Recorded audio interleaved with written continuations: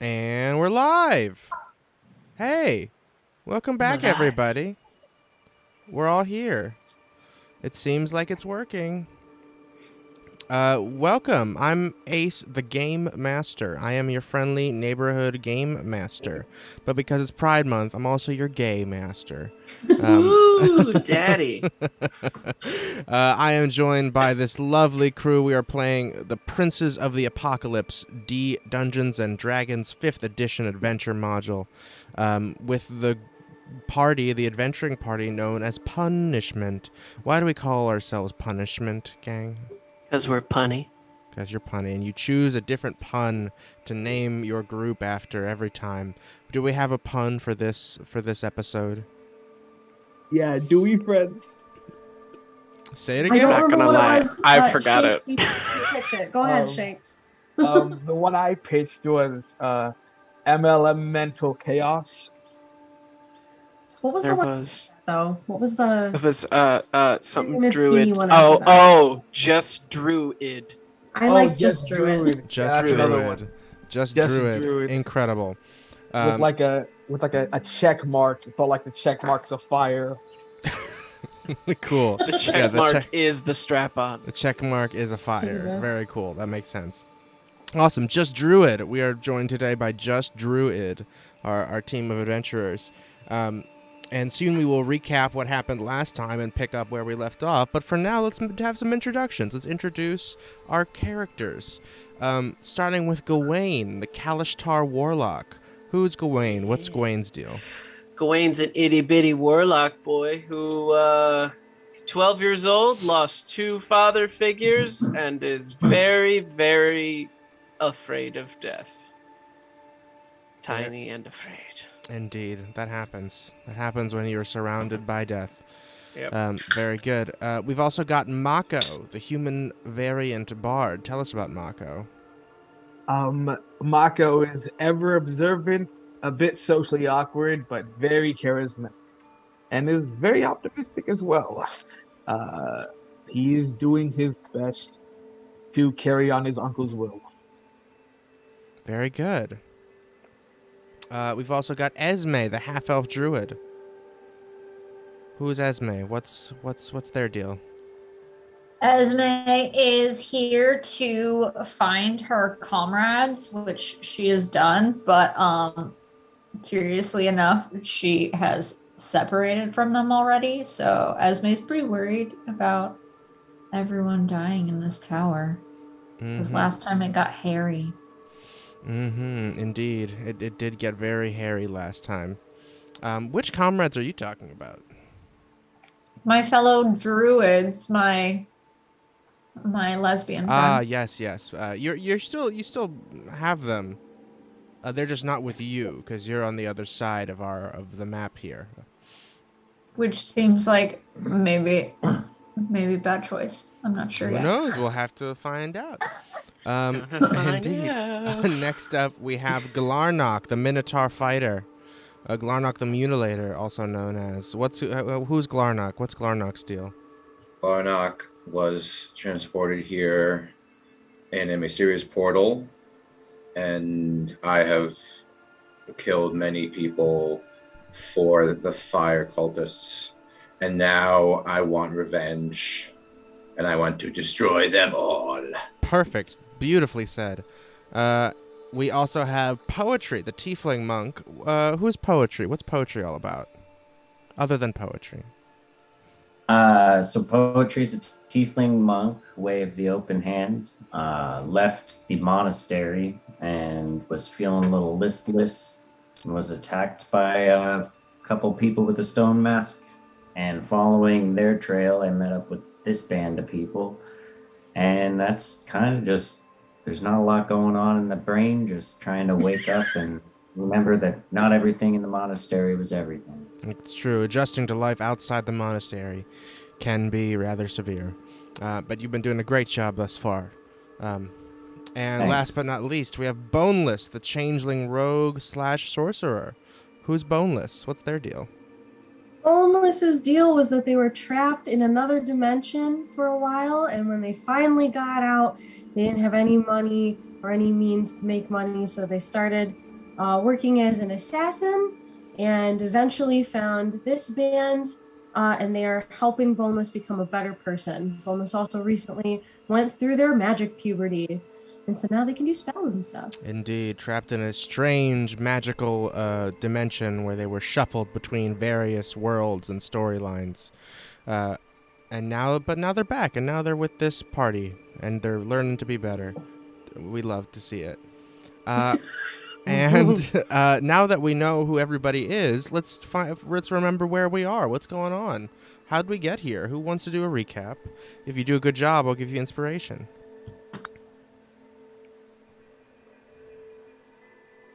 I wasn't here for like the first bit, so if anybody else wants to go ahead. It's perfectly fine.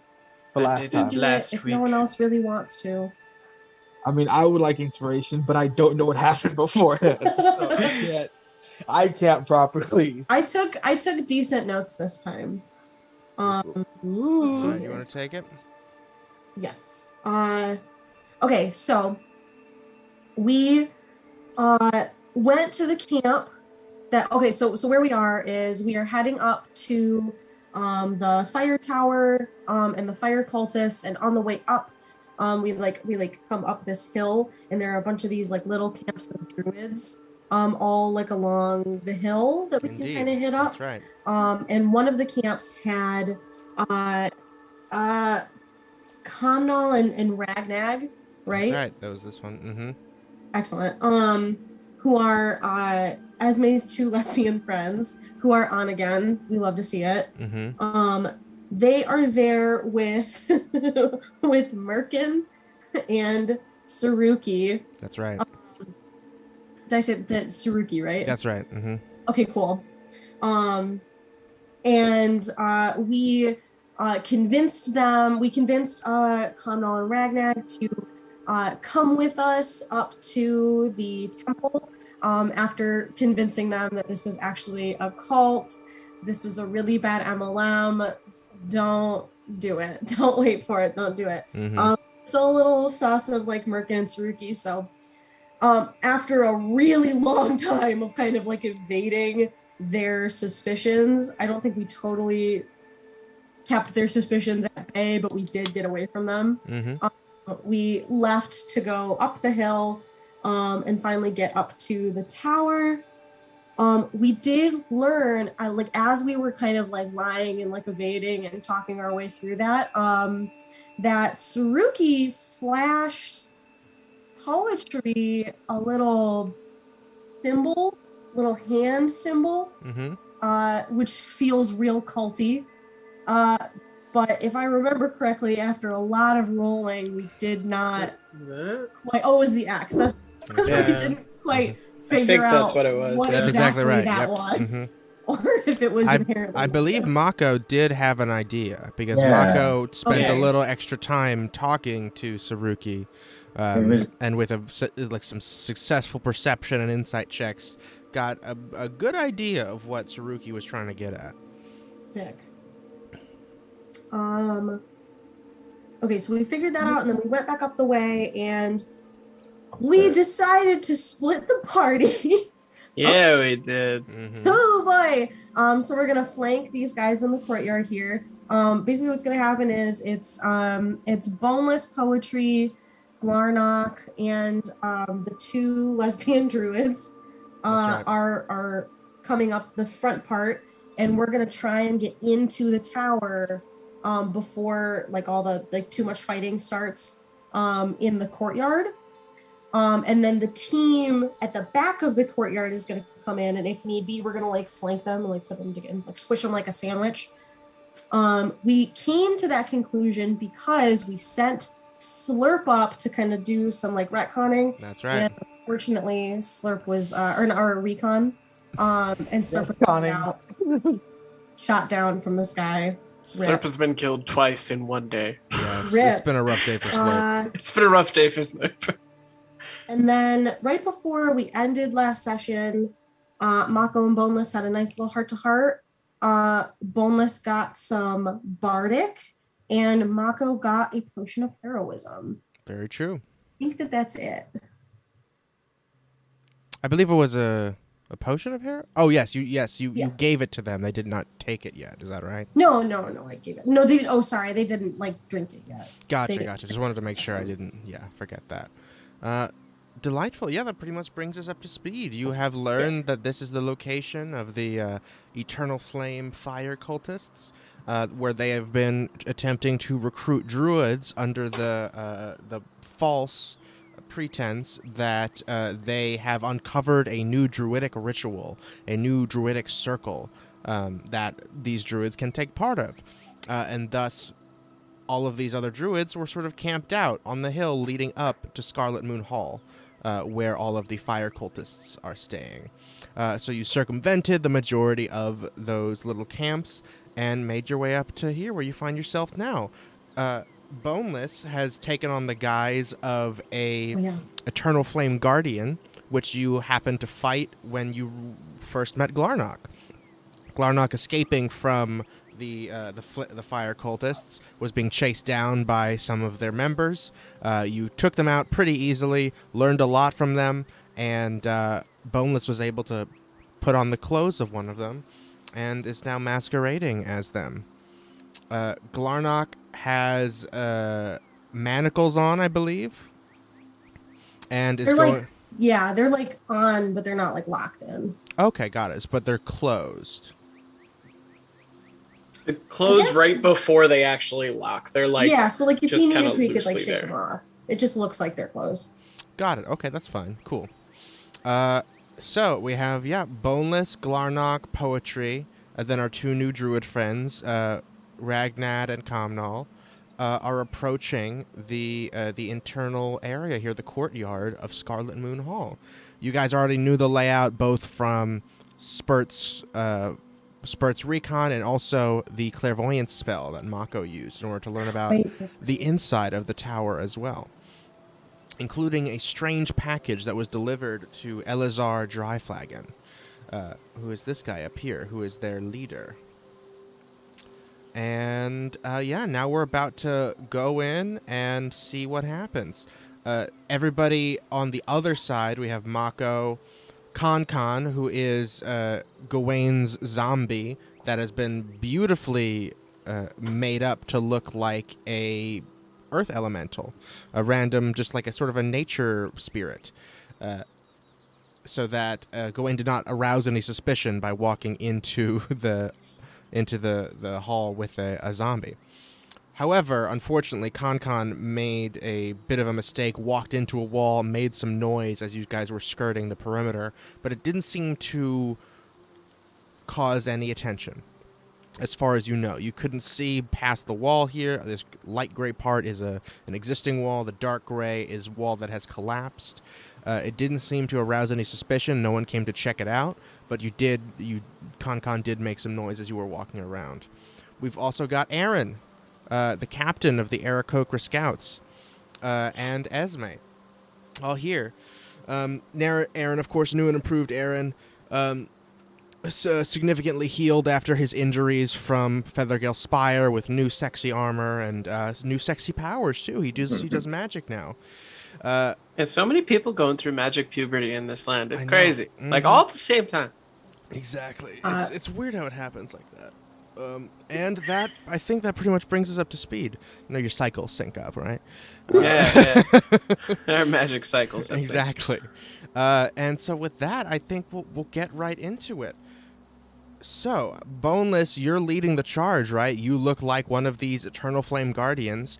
You don't really know anything about them. Yep, we sure don't. Exactly. Esme, Aaron, Gawain, Con, Mako, what are you guys waiting on? Are you guys just waiting for fighting to break out? Are you waiting for a signal? I think so. I do also think that Gawain does whisper to the rest, just like, by the way, if like anything super bad goes down, I can like fly up. Like me and Aaron can fly up and go after those ones who are sniping. If that's a problem. Like if the fighting goes down. Like, is that something we want to do? Yes. That's perfectly cool. I do have something that they may that will affect them inside their heads. That'll make them maybe flee from their post, which is another thing that I can do. That's also a good option. I like that. I like that. Okay, so I will simply exist. I'm gonna hang out, and we're just gonna play it by ear. But are we just chilling until we hear loud shit? I think so. Yeah. Okay. Okay. Yeah. All right. Okay. Cool. All good. Amazing. Good. I would like to just ready in action that the moment I hear something bad happen, I do want to cast Armor of Agathis on myself. Okay. Sure. But yeah, I want to hold that until. Amazing. If anyone else goes wants to down. do any preparatory stuff, now's your last chance. Yeah. And again, you don't know if fighting is going to break out, but that is what you expect, assuming Boneless something apart about Boneless's plan goes awry. I'm Yeah. warming up for sure. Yeah. I'm for sure. Oh, definitely. you know, Yeah, you're practicing. You're doing the voice. Yeah. Yeah. Mhm. What Oh, yeah. I'm going to do, Okay. I'm going to ready dissonant whispers. I'm gonna hold dissonant whispers. It has a range of 60 feet.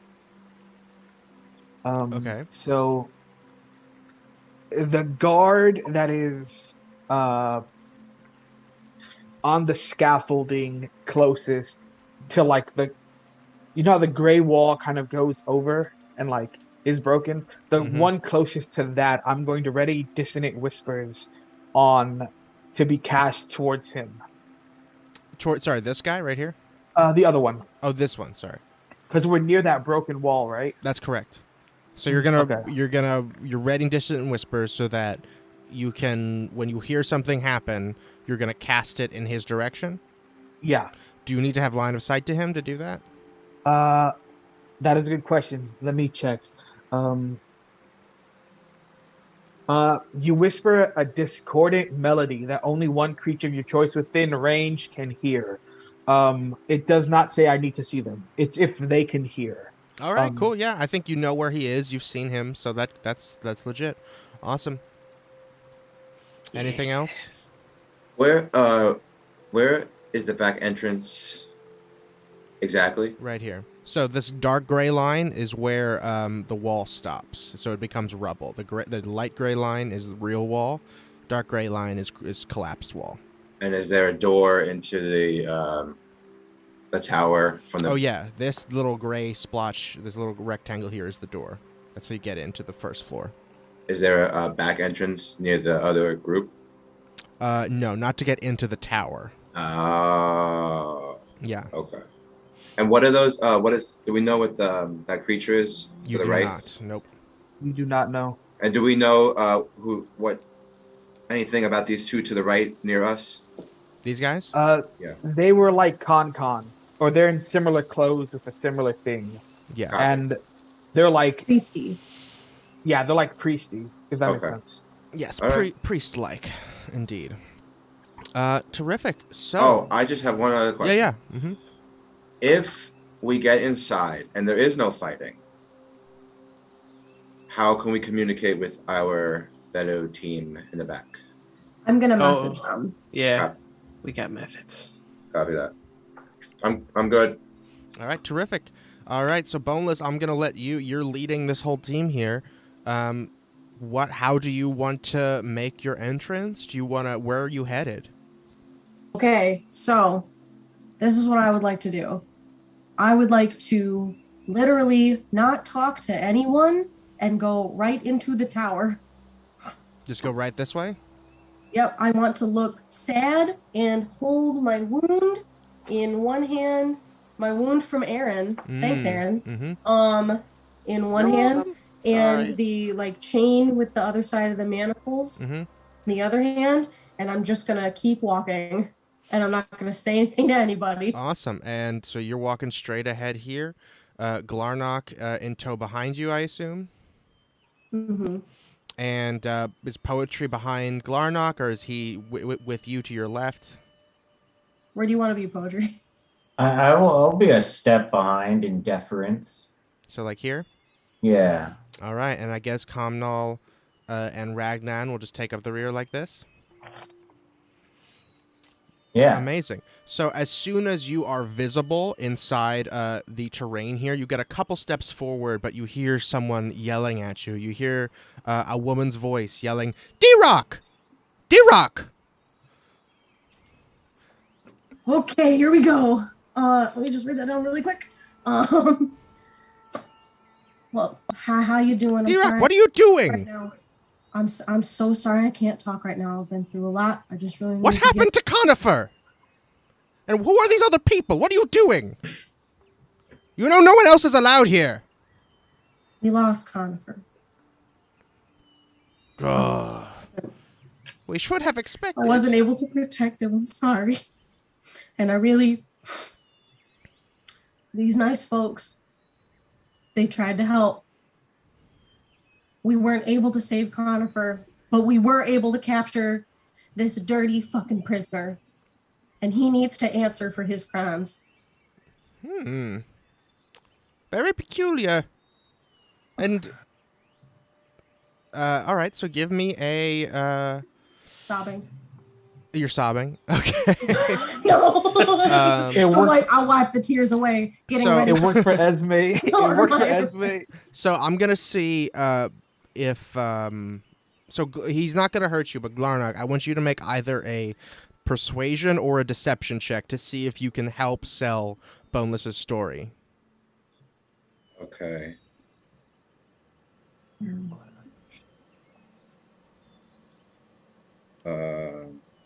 Unless you get a nat 1, you're not going to make it any worse, but you might be able to help.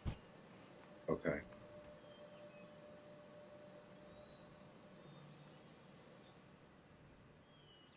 I'm sorry. I'm having a technical difficulty. That's okay. This is what happens. I was saying what happened last time. It just brings up the description of it. It doesn't let me roll it. You know what I mean? Mm-hmm. So do you want to do performance or deception? Performance. Cool. I'll roll it for you. Thank you so You're much. welcome. Sorry about that. That's all right. It happens. Ooh, that is a 14. All right. So not good enough to help, but you're not hurting either. So give me a flat. You can do persuasion or deception. Boneless. Actually, this is a straight lie. I think this has to be deception. Maybe do persuasion only because some of it's true. Which part of it is true? We did lose Con, and it was because of Glarnock.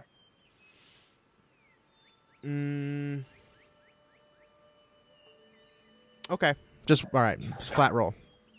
Thank you, Daddy. Mhm. Okay. Thank you, Daddy. You're the best.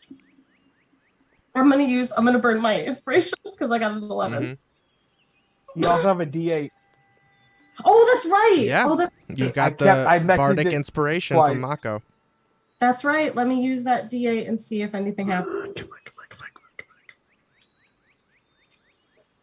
That's a 19 total. Rolled an 8. Very nice. A 19. Whew, I'm Um, shaking. this woman looks at you, and then looks at Glarnock and sees Glarnock very grumpy, just standing there, in his manacles. And she says, "Fine. We knew the risks. We will mourn Conifer later. You may escort the traitor. Let's keep him in the kennel for now. Sounds good. But the rest of your new friends here have to stay outside. You should know better." I lean in really close. Yes. They have information about the howling hatred that I cannot disclose. You are of no position to decide who has information, D-Rock. Do as I say and get out and go to your quarters, okay? So they don't have information about the We Howling? will decide if they have information. But either way, they are not permitted within the walls of Scarlet Moon Hall. You're telling me that you don't think Alazar should hear this information about the Howling? I will decide whether or not the information is worthy of Elazar's ears or even presence. You can make a deception check. Okay, yeah. Also, okay. I want to point out, like, Gawain is behind this wall, biting his tongue, trying not to chime in. Just I got a 20. Oh my god. A natural 20. It's a dirty 20. Okay, dirty 20. Shaking.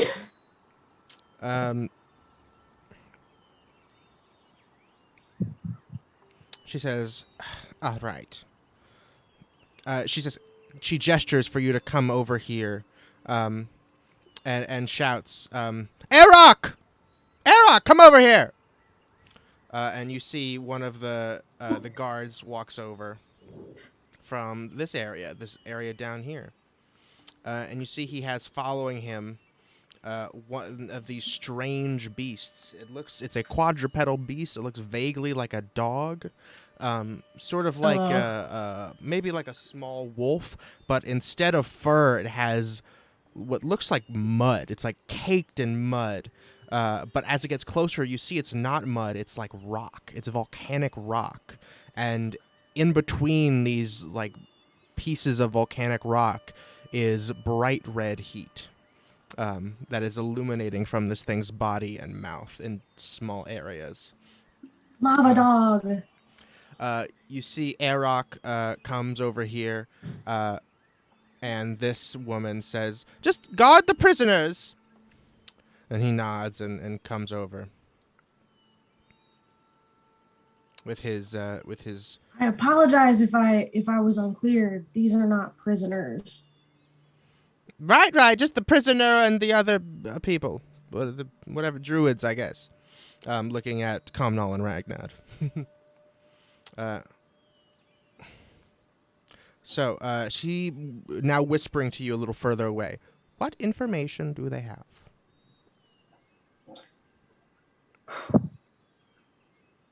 The howling is hatred. it something is on the water mobilizing- cult? Sorry, what?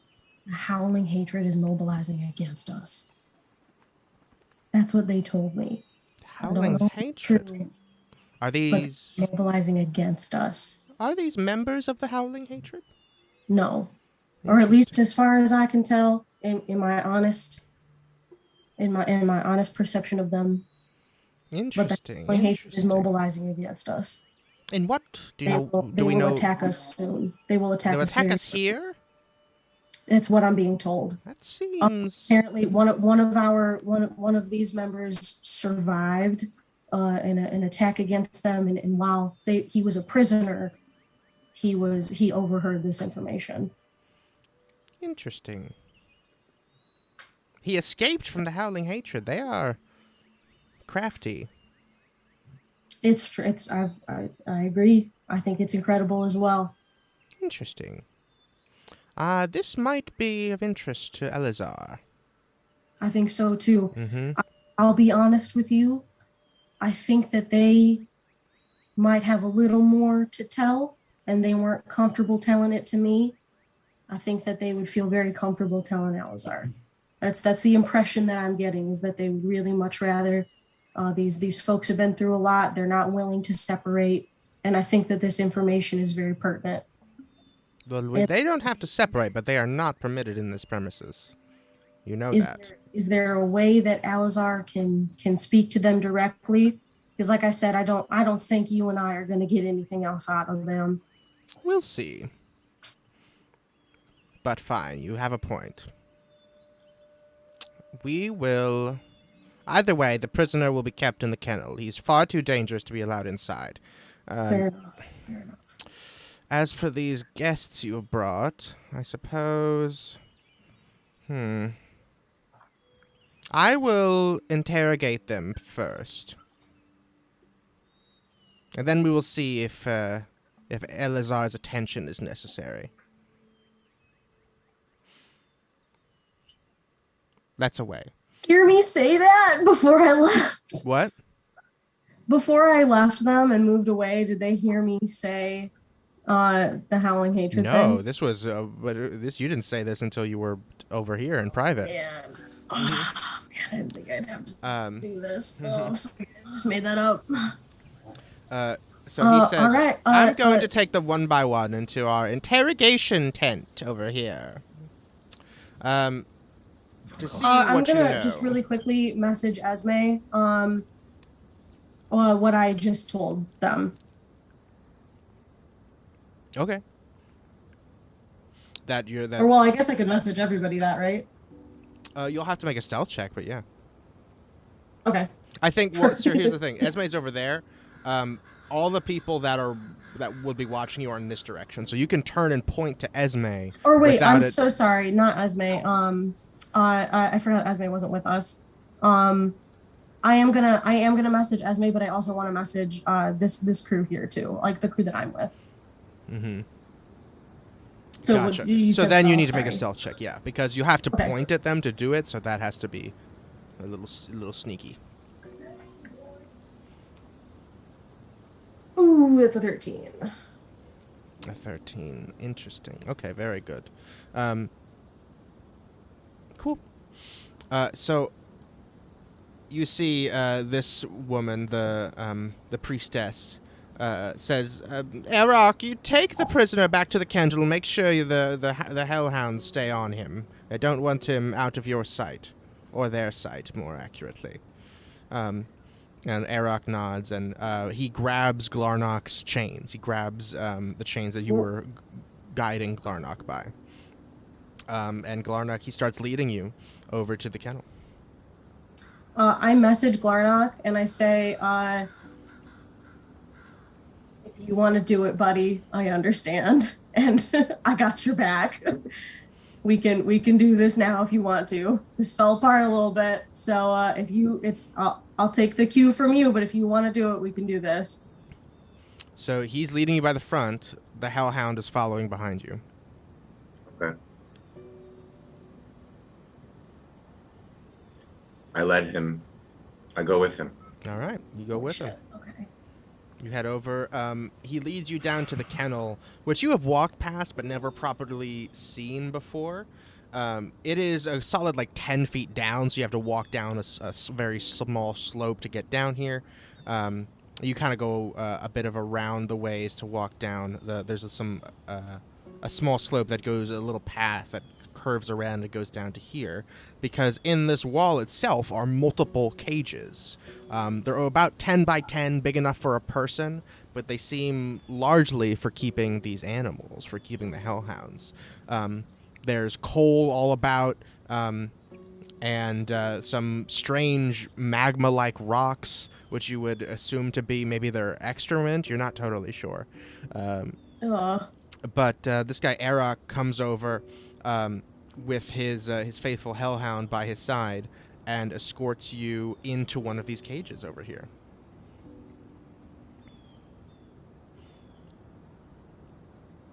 He puts you in there, closes the door, and he locks you in. Is Esme able to see this happen? Esme, do you want to make a perception check? I think you're asking on behalf of Esme. Yeah, no, because I know I can't because I'm 3 people in. So That's like, true. No. I'm assuming I wouldn't be able to. Now you hear the sound of walking and chains, and maybe I think you can hear Glarnok's grunt. So maybe you know that Glarnok walked past here, but you don't know what else is going on. And with that, we'll come back to over here. So she says, D-Rock, you will guard these guests. I will interrogate them. Starting with you. He points at Poetry. Come with me. I basically messaged the same thing to Poetry, and I'm just like, hey man, if you... Well, did you message all of them? I assume that was what you did before. I messaged all of them about the like I said some shit about the Howling Hatred about and like I told them like I said that you guys told me that the Howling Hatred is gonna mobilize on them soon. But I do message Poetry separately and I'm like, hey man, if you want to fight, I'll back you up. I get it. If you're I've gonna do another embroiled us message, you into gotta a do another weird stealth tangled check. web. What's that? If you want to do another message, you gotta do another stealth check. Ooh, never mind. Gotcha. It's 25 words, and you gotta like do some stuff. You know, you gotta move your hands and do things to do it. So, Never mind. it's not super inconspicuous. Yeah, you gotta do the YMCA to cast a message. Exactly. So this priestess walks into this very small tent with you, Poetry. She pulls up a chair for you. You see there's a little coffee table. You're welcome. So, tell me, how did you make the acquaintance of our D-Rock? I'm an acquaintance of the rest of the party, honestly, and You mean the two druids traveling with you? yes. Yes, I'm an acquaintance of theirs. I had heard that they were here at the mountain, Scarlet Moon Hall here, and I thought I would come see what they were up to. I kind of stumbled into this a little late, but I do think that there's some infiltrators in your camps. Infiltrators, interesting. So what makes you say this? So I got a question outside here. Yeah. Mm-hmm. Did Mako tell everybody what that dude meant? I don't think so. Okay. But I did see a gang sign. I believe I'm yes, gonna- you did see it. Yes. Mm-hmm. I'm gonna report the gang sign, and I'm just gonna make a. I saw them flashing signs around, trying to catch people's eye to make connections. Interesting. And what did you take this sign to mean? I've seen other cults use it. I'm not sure if it What was. do you mean other cults? I saw a cult use it. I'm not saying you're a cult. We are not. We are druids Yes. in search of a new Where I druidic come ritual. from, we call all groups cults. It's not a thing. It's not. It doesn't mean much. Make a deception check. It's not Yeah. hard. You just gotta beat. You gotta beat a 10. It's a 3. Oh, it's a 4. Oh no! Oh no. You can have my inspiration. You can have it. Does that mean I just roll again You now? can roll Yeah. again. Mm-hmm. All right. Mark It's off. kind of important we keep this going. Oh my gosh. Oh no! Even worse. No. I'm just Now gonna take my what? shirt Everybody off. suit up. Here we go. Oh, You God. see, All right. she narrows her eyes. Poetry's just gonna take his shirt off real quick and then not say anything. Keep eye contact. Just take your shirt off. I'm just trying to throw it off. I feel like I'm. You have caught. the scar, though. You have the scar. I have the scar. Ooh. Okay. Yeah. That's all right. I'm gonna roll something to see if she gets distracted by the scar. Roll for hotness. Roll for horny. So she says, she's beginning to say, "Where exactly are you from? Where you call everything cults?" And then, as you're taking off your shirt, she says, "Where you call everything." Where did you get that? Where did that come from? Where did you get that scar? There was a tower, and a woman tried to throw me off of it once. And that's what I'm saying is that there's other groups, and I believe that they're coming here after you. Interesting. They tried to throw you off of a tower. They did. My shoe got caught, so they didn't notice. I didn't. Your shoe saved you from falling from a tower? It was a big boot, very laced. I lost it. I'm missing to this day. That's remarkable. It was remarkable. Tell me, what else did you learn about this? These people that threw you off the tower. What do you take that symbol to mean? I assumed that I was branded as one of their kills, and that anybody that found the body would know that they killed me, but I didn't die.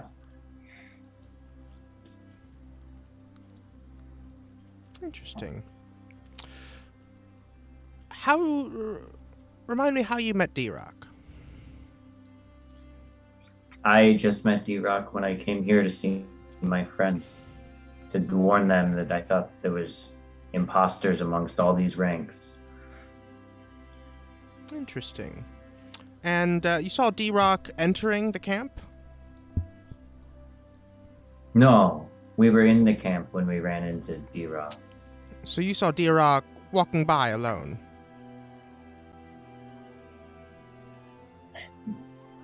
Yes. D-Rock did not have the Minotaur with them. Oh, I didn't count the prisoner. That's less than person. Peculiar. Indeed. I agree. What else did you learn about these cultists, you called them, that threw you off the tower? What else did I learn about them? Indeed.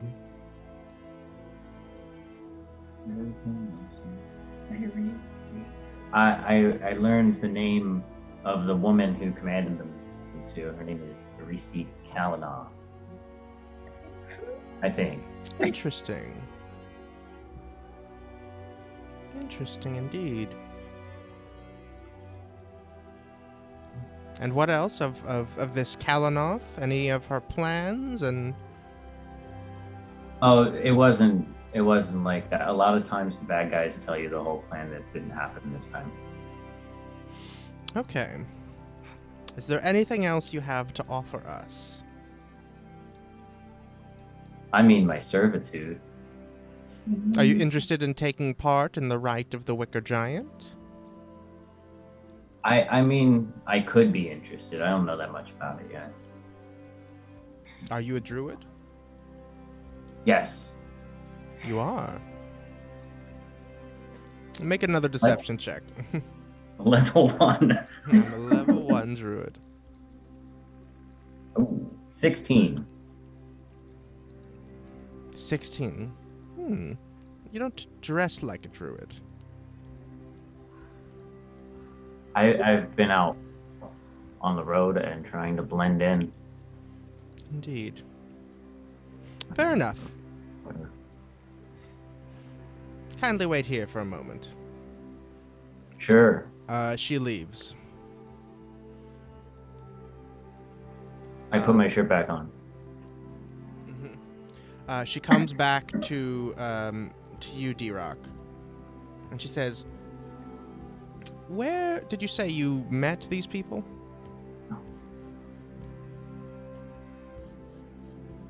Oh no. I didn't hear any of what poetry said, right? Not a word. Yep. All right. I said that.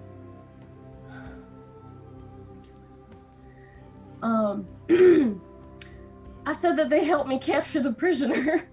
That's right. You did. Mm-hmm. They helped me capture the prisoner, and that's how we got here. Well, I assume you couldn't have captured someone like Larnock on your own. Not He's after he He's a killed rampaging Conifer, beast, no. of course not. Conifer is a powerful magic user. You couldn't have done that on yourself.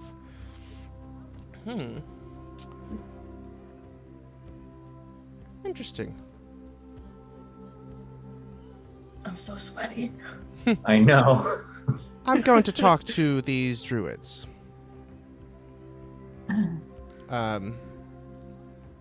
She turns away and walks over to them.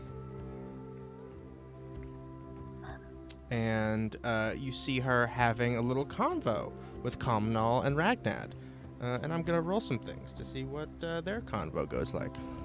Can I sneak off? Yeah, do you want to sneak out of the tent? Yeah, I kind of want to go to the left where those clouds start. Yeah, this is all just smoke of like this is the area you have not seen.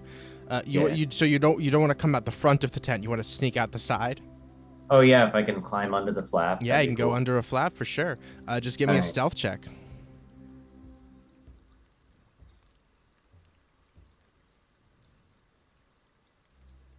It's an 8.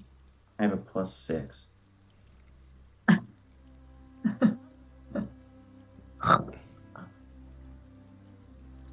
That's an 8. Yeah, Oh yeah. my My goodness. +6. Jeez. Did I knock the tent over? The whole tent just. Incredible. You're picking up the flap, and then a gust of wind comes, and it goes. It makes a really loud tent flapping sound. Like a fart noise. Yes, exactly. And it's very clear that you're like lifting up the flap of the tent on the other side. Oh, good. Everybody hears it. D-Rock, you hear it. Oh shit. that Really tent good just shit. farts. So weird.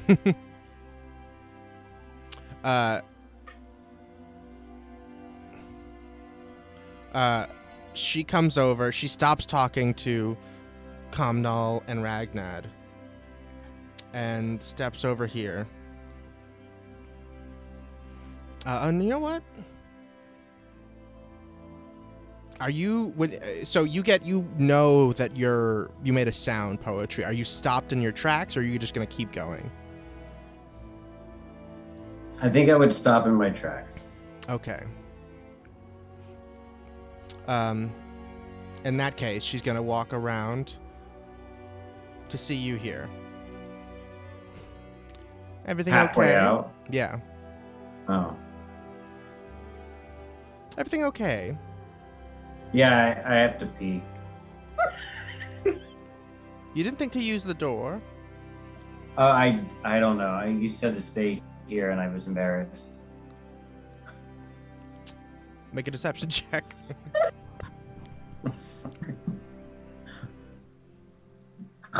Oh God. 13. She says, "Fair enough. Just go in the corner. You'll be. No one will come in. We'll give you your privacy." In your tent? Yes. Okay. It's fine. You'll see that there's a little pee corner designated. Then she walks back and she glances at Kamnal and Ragnad, and she says, she leans over to you, D-Rock. She says, "So,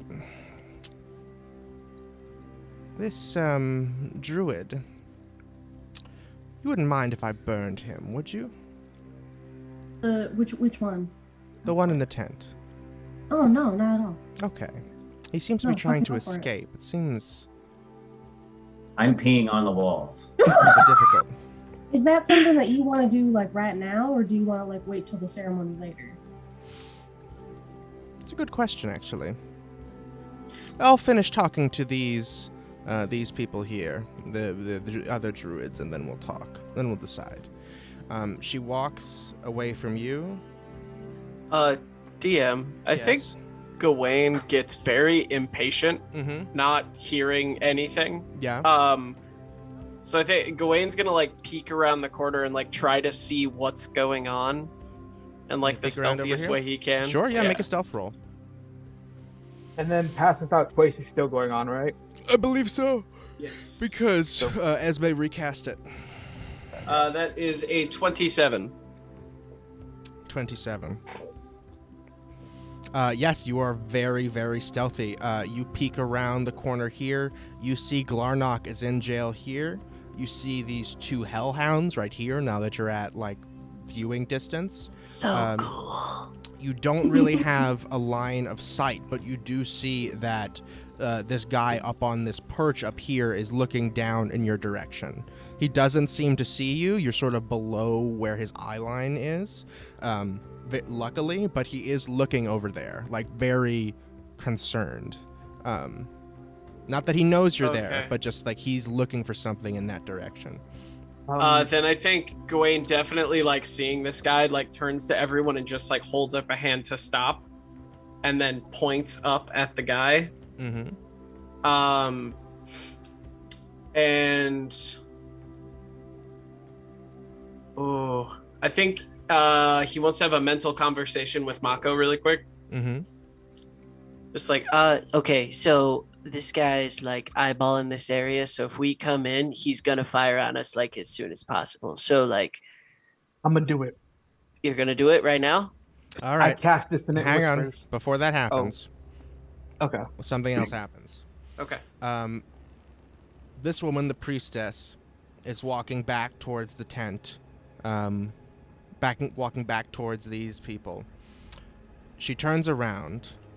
Flame erupts from her hands in the direction of Boneless. I need to make a dex save, Boneless. Okay. It's time for everybody to roll initiative. Okay. All right. We I got a were waiting 17. for this. Oh, come on. That's a 10. A 5. You hear a woman's voice shout, "They're imposters! Kill them!" Oh, good. I got a nat 20. Jump. Can I use my Yay. reaction to do something to that firebolt? No. This is burning hands. This is not a firebolt. Or, well, to her spell. Can I use my reaction? Uh, Not to that. I meant after that. She's gonna do this first. Oh, okay. She rolled a stealth check, which was above your passive. She cast it without you knowing, so she gets this one spell off on you before combat starts. Okay. I got a 17 for my dex. Incredible. Very exciting. Uh-oh. Hang on. I've got too many windows now. I'm Too bad many at cooks. Too many It's cooks. okay, buddy. I messaged you that. Step 1. Battle music. I'm not gonna lie, I was getting ready to just like crash fire a firebolt in the air. So good. We were probably gonna do this anyway. Terrific. It was simply a matter of time, honestly. Yeah. It would have been nice to get in, but like it's okay. Very exciting. Poetry. Ace is like, I've been ready for this for I've been weeks. waiting. This was a lot of edging. This was so much edging. Who am I missing? 1, 2, 3, 4, 5. Oh, and Galarnock. All right, everybody hears her yell this, and you know that it's time. You got as far as you could, unfortunately. Gawain, what was yours? 10. 10 for Gawain. I held my action, so as a reaction, can I? Yes, you can. Yeah, you get to do that Yeah. too. You and the burning hands are going to go off at the same time. Didn't you Copy. also, Alex? I did. I'm gonna actually hold off on casting that spell because I have such limited stuff. So I am hidden though, right? Yes, you are. Okay, so I'm gonna stay hidden. I'm not gonna cast that spell yet. Okay, terrific. Boneless, you got a 10 too. Mako, what was yours? It's a save. DC 14. No. What was your initiative? Oh, mine was 7. 7. Esme, what about you? 5. Poetry? It was a nat 20 for a 23. 23. Bananas. Just gonna come flying out of that tent, piss first. Right? Killing it. I think this is the first time I haven't gone first initiative in a really long time. Yeah. Galarnock, how about you? 12. 12 for Galarnock.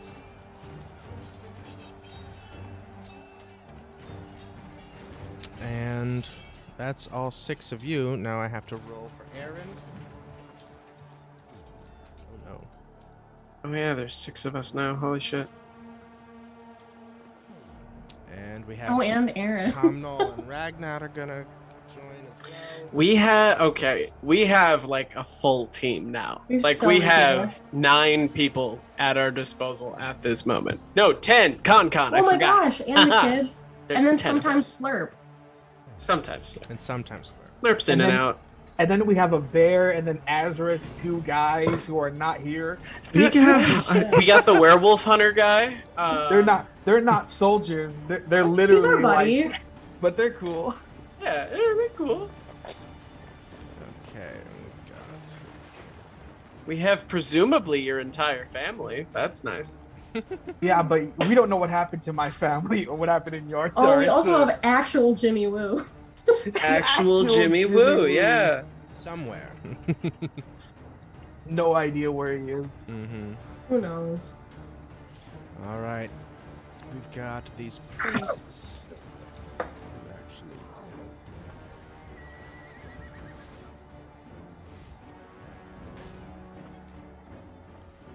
Then... Actual Jimmy Woo goes by James. He gets Hello. really mad when you don't call him that. Hey, Jimmy, it's Jay, James. motherfucker. J. Jonah Jimmy Woo. That's Detective James Woo to you. I'm looking for boneless. Do you think if I do ever see him, he'll be really mad at me? Then got Oh, the that just Guardians. goes without saying. I got a roll. I know, right? I got a roll for the Hellhounds. Oh boy, Shanks was very excited about the Hellhounds. I really love Hellhound. Hellhounds are great. It actually makes me remember that. Oh my god, the Order of the Lycan Blood Hunter I made for that one shot Mm-hmm. that like turned into a Hellhound pretty much. Yeah. That's a good What time. is I love They that have build. Okay, Dex. As soon as you said like they had like rock-like features, I was like, no. Like they have red. I was like, you can't be. They have these. The moment I knew it was the Fire Cult and they were four-legged beasts, I was like, it's a fucking Hellhound. gotta It's be a gonna be. Hellhound. It had to be, but it didn't Had to click be in my Hellhound. head. It did not click in my head. Lava puppies. Lava puppy. I also just want to throw this out there. Gawain's gonna try to tame one at some point. We're all aware. If we don't kill heard them about the lava first, puppy? Gawain is go. It's a lava puppy. Come on. Come on. I kind of want a lava puppy. That's fair. All right, this is interesting how this initiative turned out. Gawain is a purveyor of random species. He loves them all. And they will all be on his boat one day. That's cute. It's like an arc. Yes. Yeah, Just like very, very deadly. Got all these. Okay. Sure, I got everyone. Legitimately, Gawain has the One Piece dream. Just to have everything That's- on a boat. Gawain is young Luffy. Okay. I've got all of these creatures here. On the like time skip island with Luffy. I'm gonna be king of the animals. Boneless, did you do a deck save yet? I did. I got a You 17. got a 17.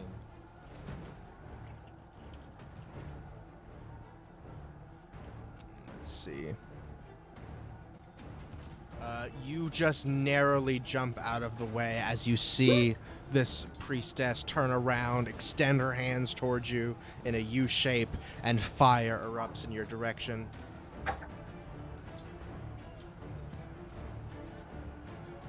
You I jump Also- and I give her 2 fingers, and I'm like, "Fuck you, lady." Can I also get a wisdom saving throw? Yes, in just a second. My fault. Doesn't affect this. 1, 2, 3. Shanks has We been got waiting to use this spell for weeks. So much edging. So Because- that's gonna be you take 4 damage. Okay. Uncanny dodge. Uncanny dodge, so you take half. Is that for making a dex save? 2 damage. All Wait, right, 2. So I just have the damage, right? You tell me. When an what is attacker uncanny- sees you, they hits you with an attack. This is not an attack. Reaction to have the damage? No. You're thinking of evasion, which I don't think you have yet. So it just says when an attacker that you can see hits you with an attack, This is not an and you attack. use This your is a reaction to spell. have the attack's damage. It's not Does that an not attack. count Not for an attack. spells? Not, yeah, Okay. not for dex saves. That's evasion, which you get later. So you still take the 4. And all right, so you're casting your dissonant whispers on this guy right here. Yep. He makes a wisdom save. Of what's he trying to beat? He's trying to beat 14. Trying to beat 14. This guardian up here, wisdom. That's a 10. He fails. Awesome. He's going to take, because I'm using my my spellcasting focus, I get to add a d6 on top of the damage. So he's going to take 46 psychic damage, and he has to immediately use his reaction, if available, to move as far as his speed may allow. It doesn't move into obviously dangerous ground, but he's just going to run away. Run away from what? I think. Let me see again. Does it say from something? Just to run? From me. Well, he can't see you, so he's just gonna run. He's just gonna run. Awesome. Go, He's going to take 12 psychic damage. 12 psychic damage for this guy. Awesome. Are there any other lasting effects? Let me look at it again. Pardon me. Bless you. It's racked with terrible pain. Da, da, da, da. No, it just runs. Yeah, it uses its full movement as a reaction to run. All right, he uses his movement as a reaction to run. He's grabbing his head. You hear somebody screaming, "Ah! They're doing something to my... what are they doing to my brain? Lou, help!" You hear another voice shout, "Brian, what's wrong? What's wrong, Brian?" And Brian. that is what happens before we enter the initiative order. And now, first to act is Poetry. All right, I have an idea. You're in this corner right here. You're still inside the tent, unfortunately. Yeah. Peeing. I'm done. That passed a while ago. So I have an idea. Would Poetry have any idea whether or not hellhounds speak Infernal? Because I speak Infernal. Do you want to know what I'm trying to do, and then you can like strike it down or say okay? Well, yeah. Tell me what you're trying to do first, and then I can tell you whether or not I'll make you make a check for that. Yeah, I'm sure there's checks involved. I wanted to run out of here closer to the kennel, and then use thaumaturgy to make my voice really loud and give attack commands to the hellhounds, trying to get them to attack that dude. Yeah. Interesting. Well, that's very exciting. Okay, just this once, I'll let you make a an intelligence check for free. No bonus action required. Let me see. I think that would be either a history or a nature. Whichever you are better at, you can do. Yeah, they're the same. We're doing history. Oh! Does anyone have inspiration? Please, please. Such a good idea. It is, and I want it to happen so bad. Can I give him a luck? You can give him luck, yeah. Do I just roll that again, though? But you got to mark off one of your lucks. I did. Okay. Do it. Don't fail. I mean, just this one, because ordinarily luck doesn't work like that. Oh, Poetry's Kirby, just got the happening? shittiest rolls. I'm sorry. I wanted that to happen too, but yeah, you have no idea if they speak Infernal or not. You would guess. I mean, like, yeah, but you know, maybe they're trained in Common because these guys speak Common. You would have no way of knowing. But that didn't take up anything, so you still have your action, bonus action, movement, whatever you want. All right, well, I guess I'm going to just tear ass out of the tent and try to attack that lady who was looking at my Awesome. You're going to go at the front door then? Yeah. So you go 5, 10, you're out here. 15, 20, 30 gets you right here. Yeah, I got 45. You got 45 normal? Yeah. Okay, so 35 right here. You're right next to her. She just finished casting Burning Hands on Boneless. Boneless, you're still like, some of your clothes have lit up, but you're not actively on fire yourself. And is she facing, am I going to like get her from behind? You're not going to get advantage because she does know that you're there and that you're coming. But you can, but yeah, you do what you're going to do. Yeah, I think I'm just going to start punching her in the back of the neck. throws a firebolt, just gets punched in the head. Ouchie. Yeah, that's what I think I will do here. Oh, I rolled the damage first, sorry. That's okay. Terrible. 14. 14 Plus to 6 is a 20. Dirty 20. dirty 20. You run up. Or what are you attacking with? Just your bare fist? Yeah, I'm gonna, like, with the one knuckle kind of tucked out, Just right at the base of the neck. Awesome. You try and go for the base of the neck. She wheels around just in time to like not get hit in the neck, but you do boom get her right under the ribs. You see her movement and you make the adjustment. Roll your damage.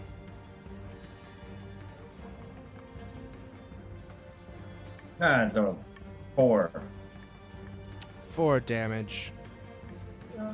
Okay, that's your first attack. Do you have another attack? Yeah, I think I have one more.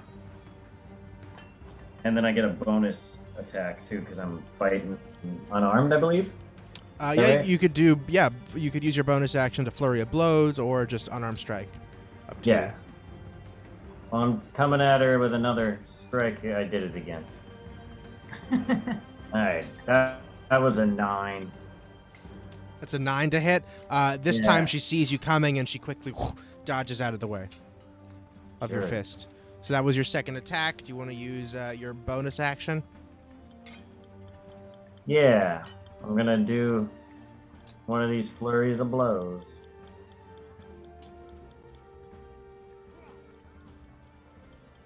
Right? Mm-hmm. Okay. Oh, nice. Oh Nat my 20. god, nat 20 Yes. on the flurry of blows. Holy shit. Yes! All right, roll your damage there. Flurrian. Get her. It's an 8. Mhm. Crit 8. Oof. Let's see. And you rolled the double. Yeah, I did your double dice for you. It did a This double time, dice. she says, "Get away from me, you heathen! You will." As you punch her right in the throat this time. She got a little cocky when she dodged your second attack, but all of a sudden, she's like has to grab herself. She's like, you might have done some serious damage to her vocal cords just now. Ooh, that was brutal. Let's Nice. see. That's all great. That was your first flurry of blows. I think you get 2. Is that right? Oh, I give 2 full rolls on that? If you use the key point for flurry, yes, you get 2 extra attacks. But I have to mark off a key point. Yes. Okay. So you did 2 unarmed strikes for your attack, right? yeah. And then for flurry of blows, you get 2 more. 2 more unarmed strikes after what I just did? No. 1 more Oh, no, now. 1 more. 1, okay. Now I get it. Yeah. But you do have to use a key point. Yeah. That's a 17. A 17 is gonna hit her. She's reeling and she's trying to like slap your hands away, but she's just stepping back away from you, but she can't like move fast enough to get away from your fists. She's hunched Damage over would be- you. Get her under the ribs again. She coughs up blood. Ooh, ouchie. Yeah. Also, I think you can do stuff on top of your flurry of blows, like because of your subclass or something. That's right. If you want to try, you can. Do what? I don't understand. What else would there be? Under actions at the very bottom, it says with your special other way of the open hand things you can do. Oh, okay, I got you. You can cause someone to fall prone, push them, or make it so they can't take a reaction.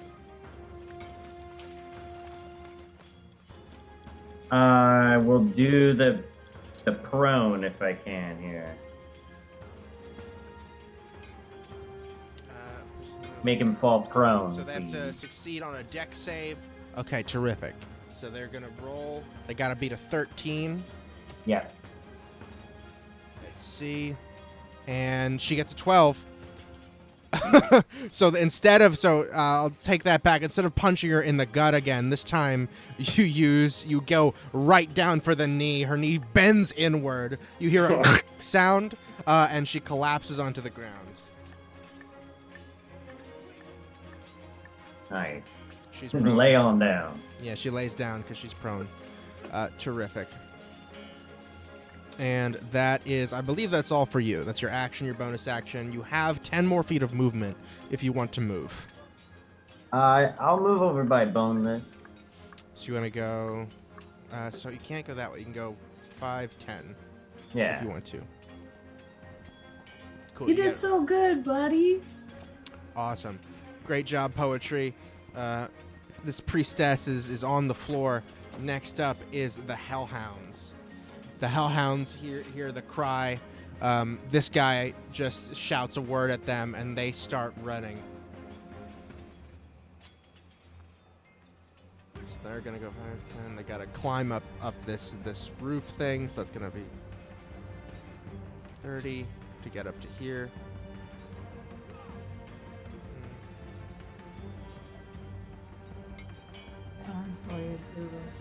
I'm not gonna lie, Ace. I totally forgot about the Hellhounds. Can I actually cast the ice armor that I was? Yeah, for I sure. said I was gonna do. Definitely. Cool. Mhm. So I have But that 15 doesn't do temp anything on... No, it's only if I get hit with a melee attack, they take 15 cold damage. Right, okay. And I get 15 temp HP.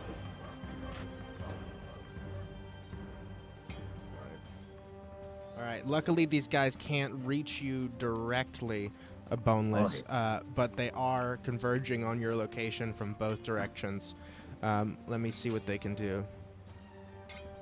So they only have...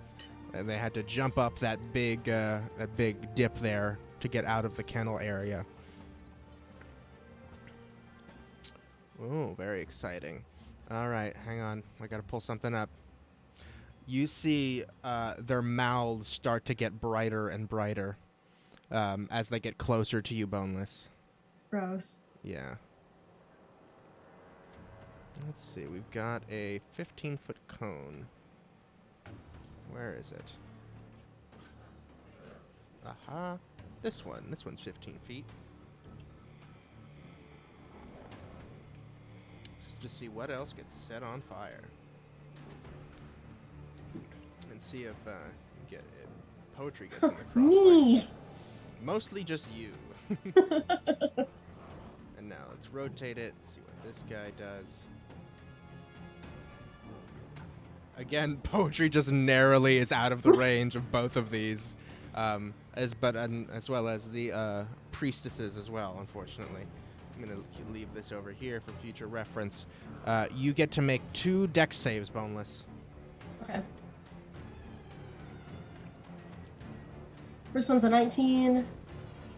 Second one is a 15. Incredible. You see these dogs charging of you. They swerve around the corner of this tent and cause tracks in the dirt of the ground. You see their mouths charging up. You're not sure what's coming, but you know to get ready.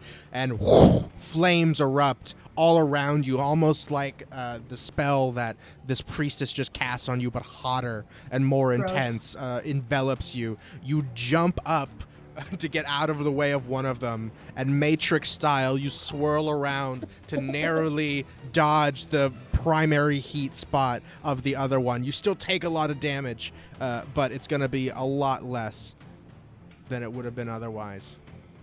All right, let's roll. It's going to be... So I'm going to roll...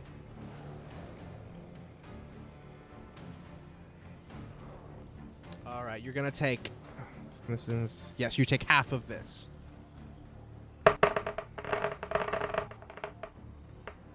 Sounds like so many dice. It's a lot. Woo! Hang on a second. So you take... Hang on a sec. Wait, let me do some math. You think you take half of both of them. So it's... That's correct. So you take... I'm sorry. You take a quarter of that. So you take... That would be 11 damage. Okay. Whew. Not looking great. Not bloody yet, but not looking great. Each of those blasts would have done 6d6 to you. But luckily you I'd have have... been dead. You halved both of them, yes. Incredible. That is the Hellhound's turn. That's all they can do. And they are... You see their mouths immediately cool off. They are not... They're like black now. Not even a little bit red. Next up in the order is the priests. Oh boy. Which means... Hang on, I gotta move some things around. All right. You see this, the man here that was standing here when you arrived, he hasn't moved. He has stayed there. He's just chanting something to himself. But when this other priestess gives the order, he starts chanting much louder. And he starts saying, "Arise, flame! Cleanse us of these Puritans." Not Puritans. Heathens! That's right. Heathens! We are pure. Why would you Help cleanse us of the heathens. Make this world pure. We're Arise, Quakers. flame! Yes, indeed. And he seems to be like exalting the wicker giant statue, and that's all he does. This lady stands back up, uses half her movement, and let's see.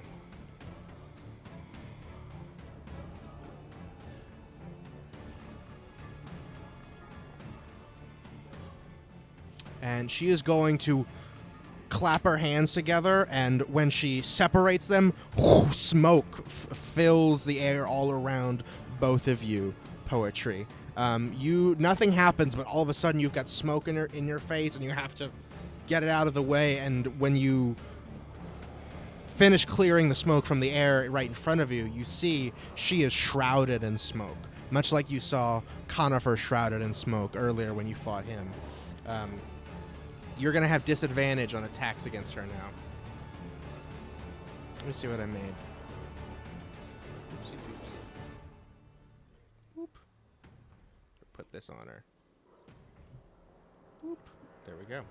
Smoky. Did he heal her? Did who what now? The lady that was prone, she just stood up? Is that what happened? Yeah, she just stood up. She was prone, and then she stood up. She's not Oh. healed.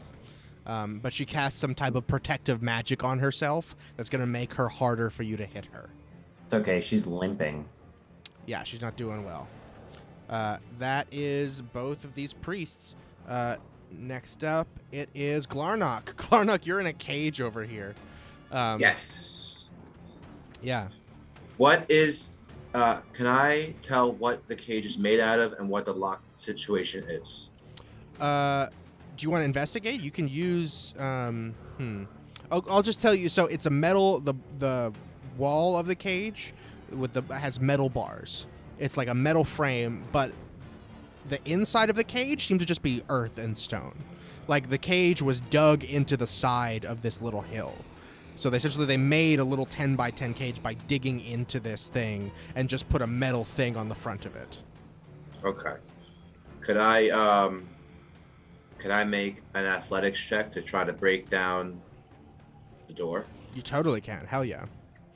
That'll be your action though. Fuck. I mean, I don't know what else. I think that's makes sense for you to do because there's not much you can do from The only inside other there. thing I was going to do is I have advantage on intimidation. I was going to try to intimidate the guard near me so that, he's scared, he's frightened. But I think I'm going to try the door. Fuck it. Yeah, I would do that. It makes sense. Are you going to use anything to get through the door? Or are you just going to use your arms? Can I use my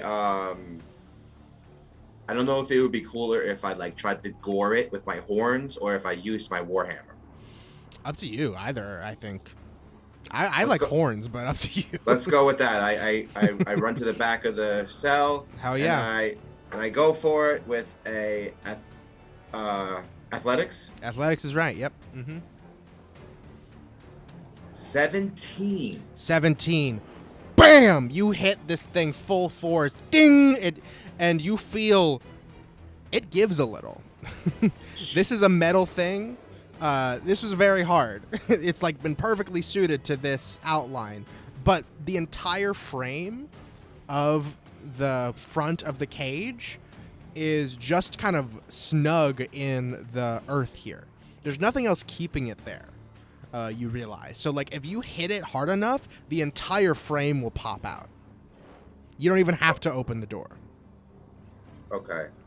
Can I use an extra attack? Yeah, you can do it again. Go for it. Okay.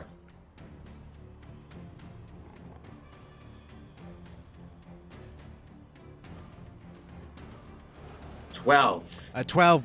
Bing! This time you hit like right on your noggin and it hurts a little bit.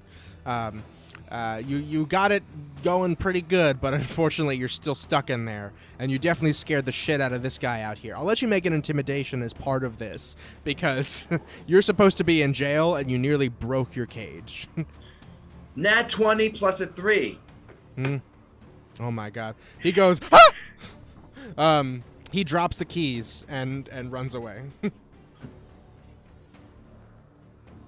Oh, now he's near you guys. So he's coming around this little... Now he's near you guys. You remember Glarnock is the mutilator for a reason? Yeah, exactly. I am alone. I could not. I don't know what to do. Somebody help. I growl like this crazy, psychotic, like... Yeah. You slam against the iron bars. The cage nearly pops off the wall that it's bolted into. And he just drops the keys and runs. He gets the shit scared out of him. Your eyes glowing from the darkness of your cage. He is scared.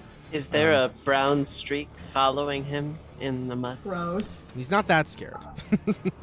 I don't know. It's Nat 20 scared. It is a nat 20. I mean, he dropped his keys and ran away. He did not shit himself yet. Yeah. Yes. Keyword. Exactly. Give it time. All right.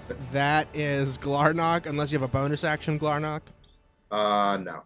Okay, very good. I'm gonna save it. Awesome. Next up is Boneless, finally. Boneless, All you've right, got so- all these people. This is what I would like to do. Mhm. The little brown thing that I'm next to, is that a tent? What is that? This is a tent, yeah. This guy? Okay, can I get on top of that without breaking it? Is that one of those kind of tents, or like? You don't know. Okay. Can I do like a quick perception to see like how sturdy it is? That would be your bonus action.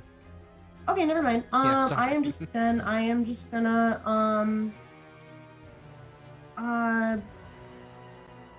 bonus action disengage now. I want to disengage first. Well, I guess I could just and then get over to like closer to Glarnock. Okay, bonus I action. guess I'll go through the tent. It's up to you. I mean, you can go through and then you can under the flap if you want to. You can try and like just go around these guys. There's enough room for you to skirt around them if you go this way. Okay, yeah, I'll just as long as I'm disengaging. 5, though. yep. 10, yeah, exactly. So he's not going to touch Okay, you. cool. 15, 20, 25. So you're at the ledge here. You didn't see exactly. Okay, great. Can I So- see that the keys are on the ground? Yeah, I think so. Sure. Okay, I'd like to use my action and mage hand him the keys. Oh, sure, yeah. You Oh my boom, God. all of a sudden, Glarnock, you don't know what's going on. You hear footsteps above you, and suddenly an illusory hand appears and whing, guides the keys over towards you in your cell. A gift. I take the keys. Can I react or I have to wait? I guess could I use mage hand to unlock it? Is that a thing I can do? If you use, hang on, let me see. You got 25. What's your movement?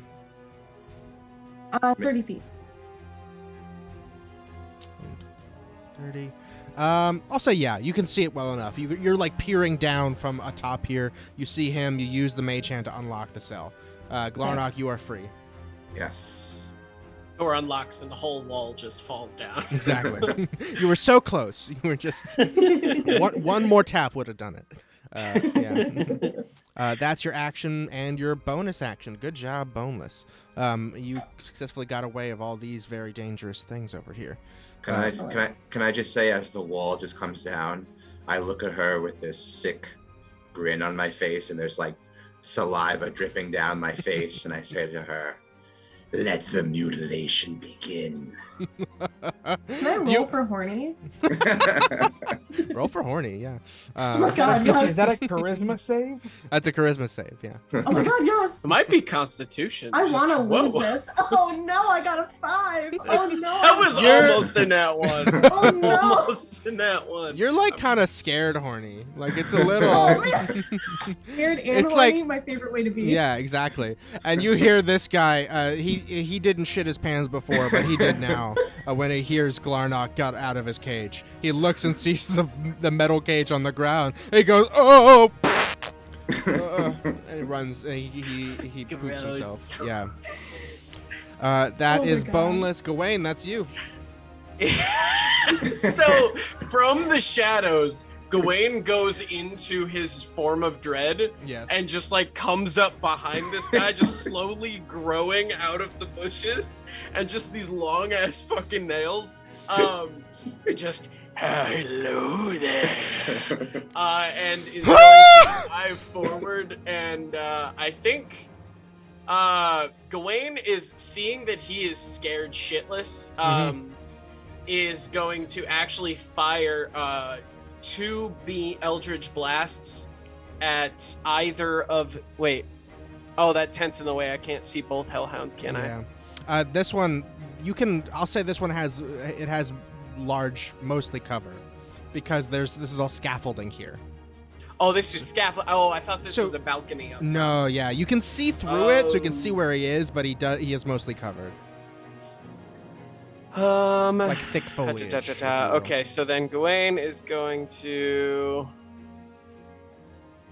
Can I still like walk underneath the scaffolding, or do I have to go around it? You do have to go around it. I do have to go around. Yeah. Okay.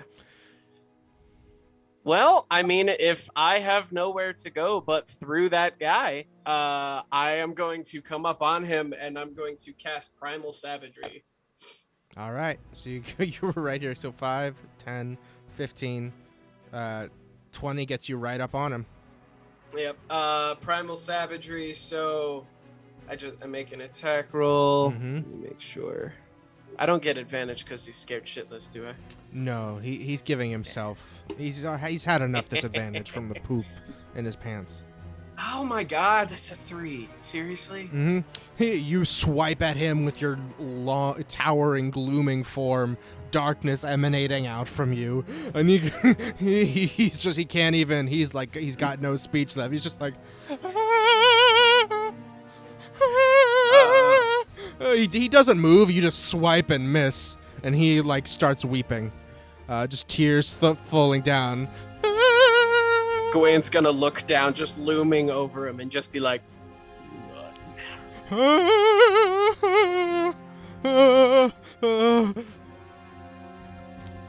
No, he's kind of frozen right now. Okay. That's your action. Do you have a bonus action? my bonus action was the transformation. Oh, was it? Oh, also, I do have like mist just kind of coming off of me from my frozen magic, my Yeah. armor. Mm-hmm. So it's like just a mix of this like purplish black mist coming off, and I just get this cold feeling when I'm near him. But yeah, cool. That's All right. that's it for Gawain. Hell yeah. unfortunately. That's Gawain. Now it's the Guardians. All right. Let's see. We've got 3 Guardians here. This guy's gonna go 5, 10. He's gotta run over here. He can't see a lot, so he is going to take a shot at Poetry. Poetry, you have partial cover right now. What's your AC? My AC is 15. 15. So that means he has to get a 17 to hit you. Because because he's up high, you are partially blocked by this tent here. But he's still Okay. going to try to hit you with his crossbow. Ooh, that is going to do it. Let's see. Heavy crossbow. Yep, that's a 21 to hit. Oh, I forgot to do my my zombie stuff. Oh, yeah. Let's rewind. What do you want to do? What do you want Con to do? I want Con to. Can he get up just to the right of the guy that is pissing himself? I think he only has like 20 feet of movement as a zombie. So he can. Yeah, 20 feet. So he if would he have to uses his dash. action, yeah, he can do that. Wanted him to pull this guy away. Yeah, I think he's gonna come up and just kind of like continue the horror aspect of what's happening. Awesome. He can't do anything else. Yeah. But yeah. He's gonna be in the kennel though, unfortunately, because there's just one narrow pathway to get out of the to get through here. So he's Can gonna. he still like reach up to grab his feet? Yeah, definitely. He's still there. He's pretty. Yeah, so I think he's not like doing anything really. He's just like reaching up, very just. This flame guardian is so scared right now.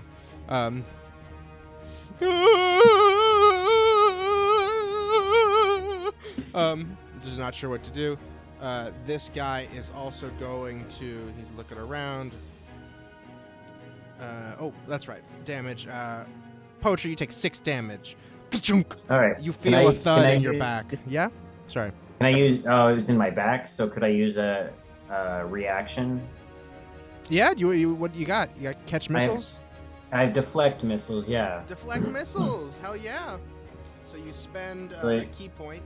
You hear the spring get tighter in the crossbow, and you turn your head. Let's see. Reduced by a D10 Plus your dexterity mod. plus 9. Oh my god, that's a lot. 15, and if I reduce it to 0, I can spend a key point to throw it back, That's right. which I think makes sense. Take from the next. And your monk level, so you have a +3, +6, so +9. You already reduce. You don't have to roll anything. You already reduce this to 0. You hear the chunk. Your head turns a bit, and then as the arrow is released, you spin around, backhand, grab it, and using the momentum of the bolt, spin around. Do you want to throw it back at him? Yeah, I would like to. You spend a key point using its momentum, fling it back up towards his position at the top of these rafters. And I roll it as like a dart. I believe so. Let's see. Hold in one hand. You have this one hand free. You catch a missile. Ranged attack. Yeah, ranged attack. Yeah, that's a dart. So I'd roll just normal. Uh-huh. Oh, come on. An 8. That's an 8. So you throw it up, and it hits the tent and just kind of falls to the ground. Yeah. Okay. That was still really cool, though. The guy looks horrified. You can just see his face over the top of the tent that you caught his shot there. That was miraculous. All right, that is him. This guy over here just saw that shit happen. He's not going to shoot at you. He is looking over here. So he is going to... Glarnock isn't out yet. He can't see... He already used his movement. So yeah, he's going to take a shot at you, Boneless. What's your AC? It is 13. 13.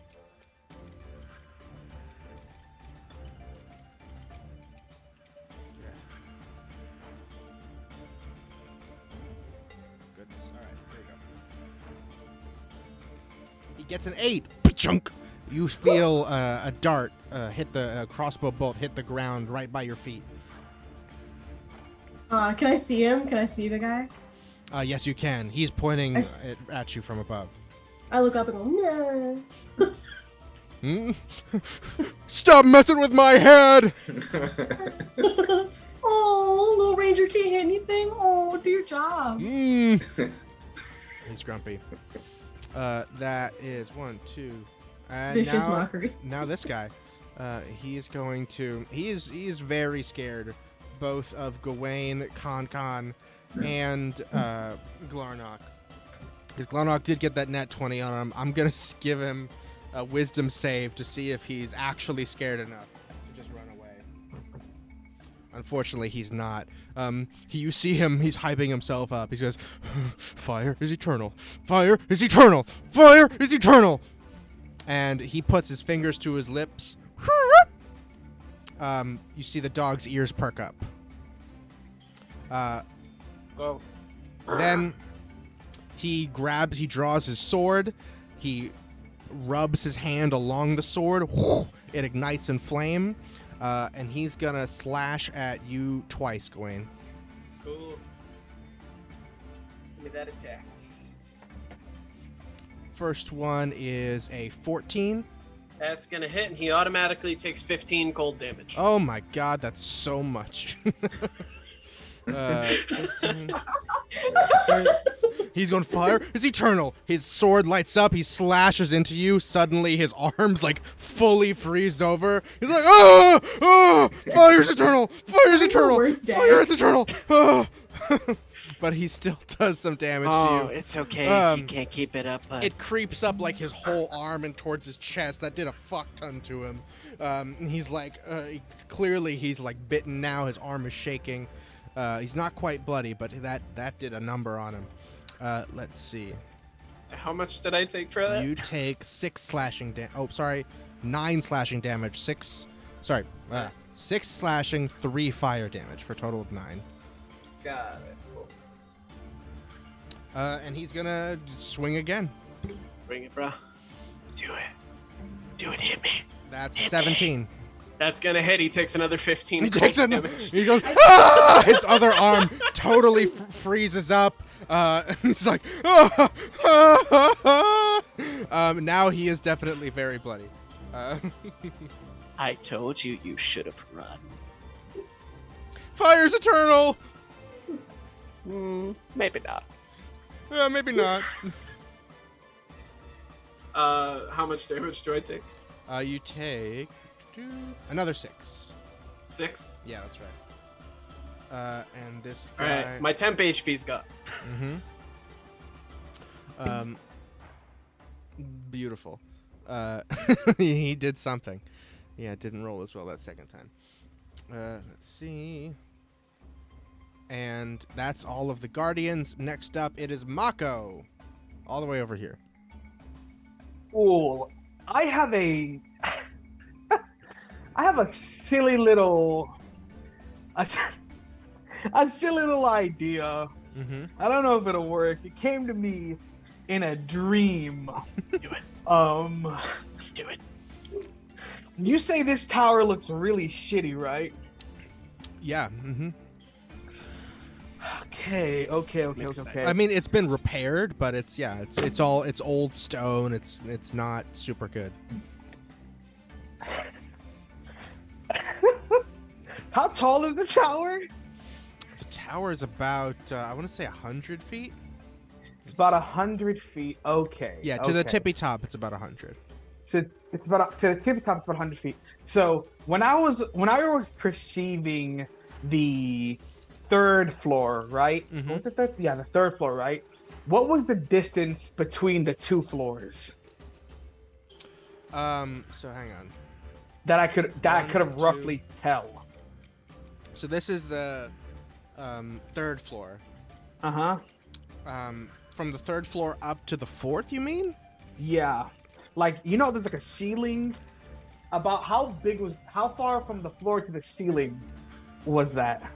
I think you'll need to do a history check for that. That's very specific information for you to recall. Okay, yeah. Let me get a history. I'll get a history check for you. All right. That's just a 13. It's a 13. You're not sure. It was like, ceilings are like 10 feet ish, like maybe 10 feet ish, plus or minus. You're not totally sure. It was at least 10 feet. It wasn't a small ceiling. That's so fair. So fair. This is and about how far up are the scaffolds? The scaffolds are 30 feet up. Scaffolds about 30 feet up. This is gonna be a little silly thing I'm gonna do. Okay. I'm gonna use my movement to cut around the corner. 5, 10, 20. 15, 20, 25. Yeah.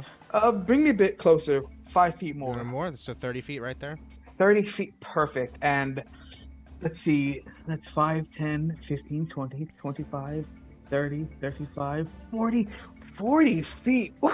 Ooh, ooh. I would like to open up my journal and Okay. a silly little thing I'm doing. Spit it out already. What are you doing? Yeah, spit it out. The suspense is unnecessarily. And good. I say, windmill, windmill for the land, turn forever hand in hand. Take it in all your stride. It is ticking, falling down. As I cast shatter on both, trying like 10 feet above the guy and 10 feet back so it can be in the tower and still have him in, as it is a Constitution saving throw with a radius of, it's a circle with a radius of 10. Oh my goodness. Okay, circle with a radius of 10. All right, 1 second. I gotta. Oh goodness gracious. I got my shapes It's like a over sphere. here. This is a 10-foot radius. And Oh, look at you having them on the side. Yeah, Oh, I got them all love ready that. to go. Somebody was ready. Okay, so you want to put it in here? I want to put it so that the edge has him in. This guy? Yes, so it's 10 feet up and like 10 feet back, so he's like in it, but I also have some of the tower, as I also want to do some internal damage to anyone that's possibly there as well. Okay. Doesn't shatter do stuff to inanimate To objects inanimate objects too. What a... Goodness gracious. It- So is this in terms of east-west, is this the alignment that you want? Yes. Okay. Actually, you know what? 5 feet up, not 10 feet up, because I do want the scaffold that he's on in it as well. Okay, so So you want 10 tell me what height you want it at. The scaffolding is 30 feet up. It's at 35, so it goes 5 for the scaffolding, and then 5 underneath the scaffolding, just to get anything underneath the scaffold as well. Okay. And then it'll still have 15 feet above, because it's a 10-foot radius, 20-foot diameter. Got it. So you'll get just this floor of the scaffolding, and then a good bit of the corner there as well, specifically on the 3rd floor, because that's where the scaffolding is. Okay, perfect, amazing, yes. So you'll be damaging this corner of the 3rd floor. Amazing. Beautiful. I would love to do that. Amazing. Okay, hang on. Let me mark this off. It's gray. And then can we see in there, since there's a hole ripped in the side of the building? I don't know if there's a hole yet, because Fingers crossed. we'll see. You get at least a good 10 by 5 ish damage. So let's. Ooh, goodness. So this. Oh. It's about like there. There's nothing there. Wonderful, This wonderful. is all fucked up now. Because I remember hearing people on that floor. That's correct. From Right. You boom! You all hear this incredible loud thunderclap sound. Everybody looks, even the dogs go, huh? And What look was up at the sky as this guy goes, whoa! Just trying, like, the ground beneath his feet literally disintegrates at the Holy sound shit. of this clap. It's just wood. It just splinters apart. He makes a Constitution saving throw. Con of 14. Let's see. He succeeds on that. So how much damage does he take from the sound itself? So he's going to take 3d8 plus a d6 halved. What's the D6 from? Because I'm casting it from my journal, Okay. my focus. Mhm. My focus adds a d6 to healing and damage. I see. Okay. which means I either have to keep my shield away or my sword away, Gotcha. which is like the The trade-off. cutoff for it. I have my sword away for now, but he takes half of 27 from the 13. sound alone. Oh my goodness. So he's down. He already took some damage from your dissonant whispers. He is officially bloody from the sound alone, and now he's gonna make a dex save as he falls 30 feet to the ground. Oh, luckily he's reaching and he grabs onto stuff, and as he's falling, you see him. He grabs onto something, but his weight is too heavy, pulls him down, and he falls all the way down. Okay, hang on, I can get rid of this now. My God. And now I have to. This is all gone. This whole deal. Wait a minute. Oh yeah, I can't edit that one. Back into this. Yeah, this whole portion of the scaffolding is just gone. As well as a huge chunk of the wall in the tower.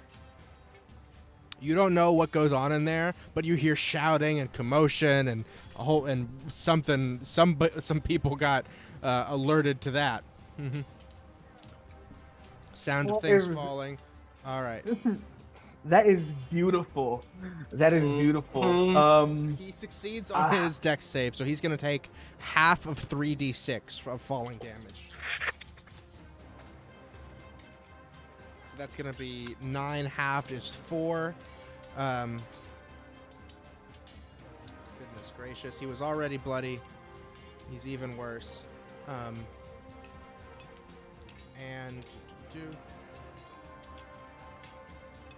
that's a little bloody dot for him. He's dead. He's not dead, but he is prone and he's really fucked up. You destroyed this whole thing of scaffolding. You can't really see inside still, but you definitely let everyone inside know that something's going on. Wonderful. Does it take an action or a bonus action to drink a potion? I say bonus action for yourself, action to give it to someone else. Copy. As that like happens, Mako just quickly and shatters the glass. So I read the potion of. It also gives me the effect of the bless spell. Yeah. Ooh. That's sick. So you get 1d4 to your attacks and saving throws, I think. That's awesome. Also, Amazing. the moment the scaffolding goes down, Gawain looks up, looks behind, and goes, "Yeah!" Hell yes. Awesome. Did not know if that would work or not, but okay. Cool. But it did. Yeah. Awesome. Cool. This guy is laying there bloody. He's like grabbing his guys like, ah! Stop messing with my brain and hurting me. Ugh. Wait, looks So at the much scared sound. shitless guy, just like, I was "Yeah, just you doing my really should've job. run, dude." Oh my goodness. Anyway, okay, that's all for that. Next up, after Mako, it is Aaron's turn. Oh, look at Aaron. Yay! Aaron is going to. Stop this, buddy. He sees you fighting this guy over here, so he's gonna take a shot with his bow and arrow. Or actually, let me see. Can he do anything cool with spells?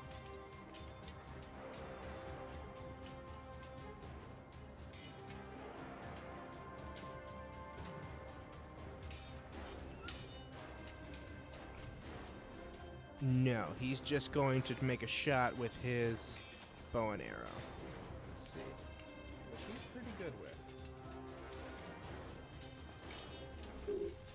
Ooh, that is a 21 to hit. Woo! Which means even in spite of this guy's AC, and he has partial cover from standing behind Gawain in his giant scary form, he still gets hit. Chunk! You feel a gust of wind between your legs, Gawain, your long, gangly legs. And suddenly you look around and you see Aaron. Hi.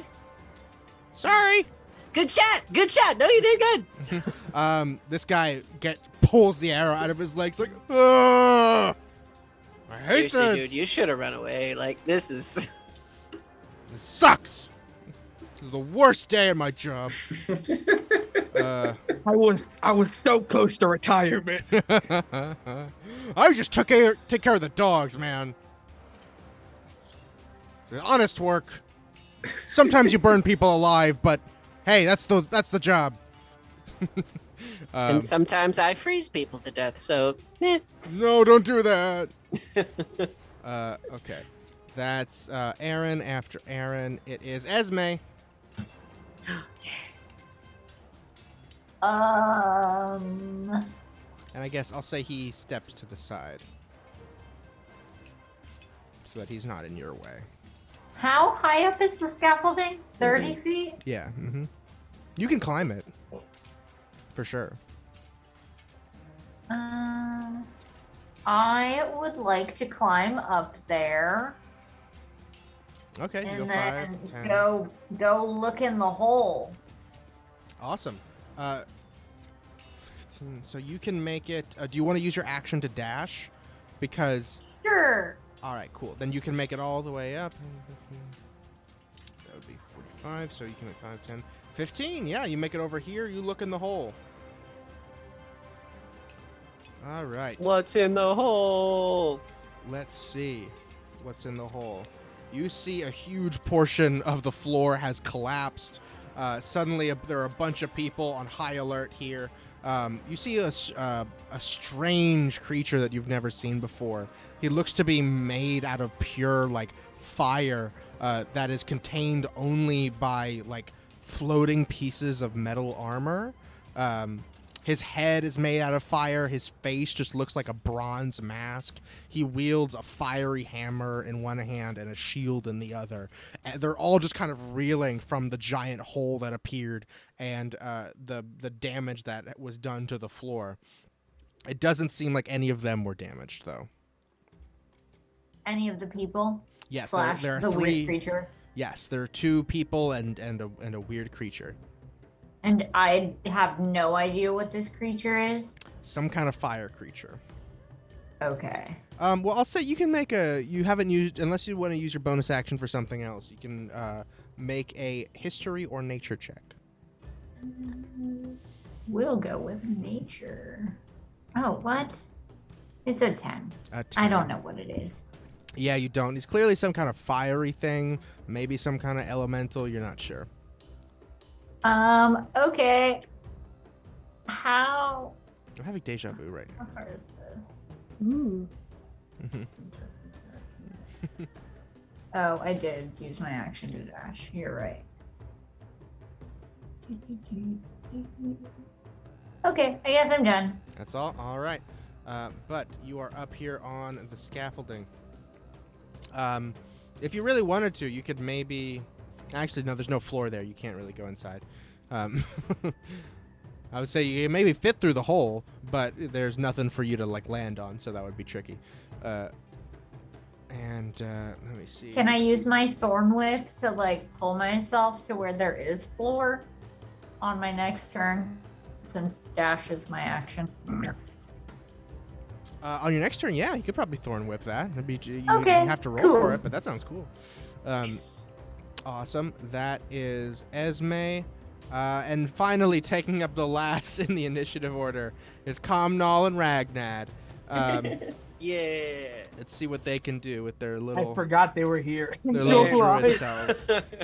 Amazing. They are both going to cast bark skin on themselves to boost their AC. You see, whoom, their arms begin to become coated as like almost like armor is elongating from inside their sleeve, except it is just a thick bark-like brown coating over their arms and their whole body. They cast this on themselves, and bonus action, they produce their shillelaghs. vines and acorns grow on their staves as they get ready to strike, and they both run over here to be on both sides of this priestess so that she can't run away, or at least it would be very hard for her to do so. That is all they do, because they have very low AC without the bark skin. And that is the end of round 1. And with that, let's take a little break. We'll take a 5, all right? And we will be back shortly. If you're watching with us, don't go anywhere. We'll be back soon. See you in a minute.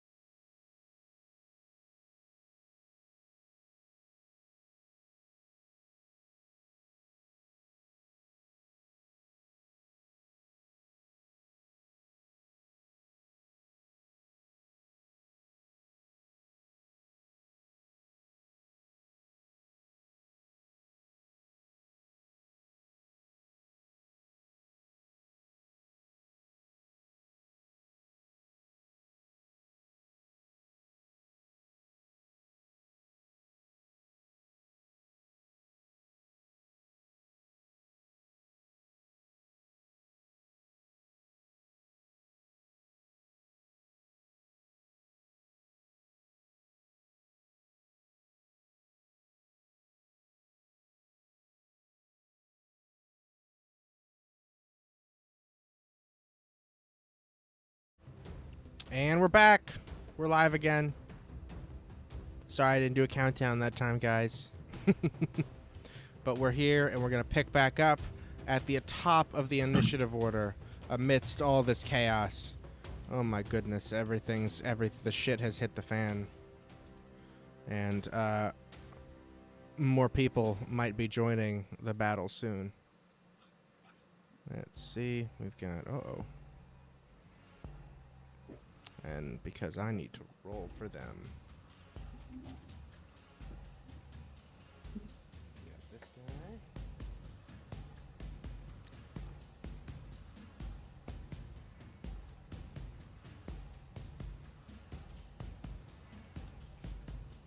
Wow.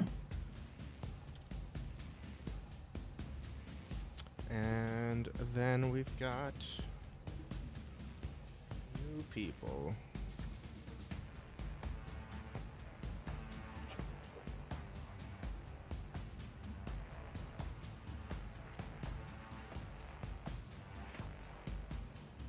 Terrific. And alrighty. Now we are back to poetry. All right. You have this priestess in front of you. She is shrouded in smoke. You have disadvantage on attacks against her while she is shrouded in smoke. I have to go for it, right? Mm-hmm. I'm going to attempt to. I want to make a fluid motion and flip up and head scissor take down this lady and then stab her in the face with my horns. You want to stab her with your horn? Amazing. Wait, say the beginning of that again. I missed it. I would like to do some sort of handspring maneuver and do the head scissor takedown where you like grab their head. Oh, head over, scissor takedown. I see. And then end it with a head stabbing. Just Interesting. through the face. Okay, very cool. So I'll take the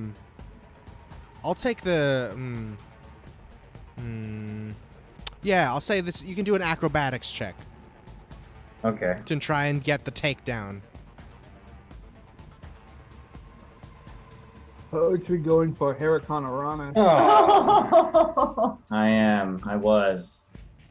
Ooh, not great though. So you go to do a handstand, but you just didn't land quite right. You overestimated your upper body strength, and you just face plant right in the dirt. You get a mouthful of dirt, and now you are prone, unfortunately.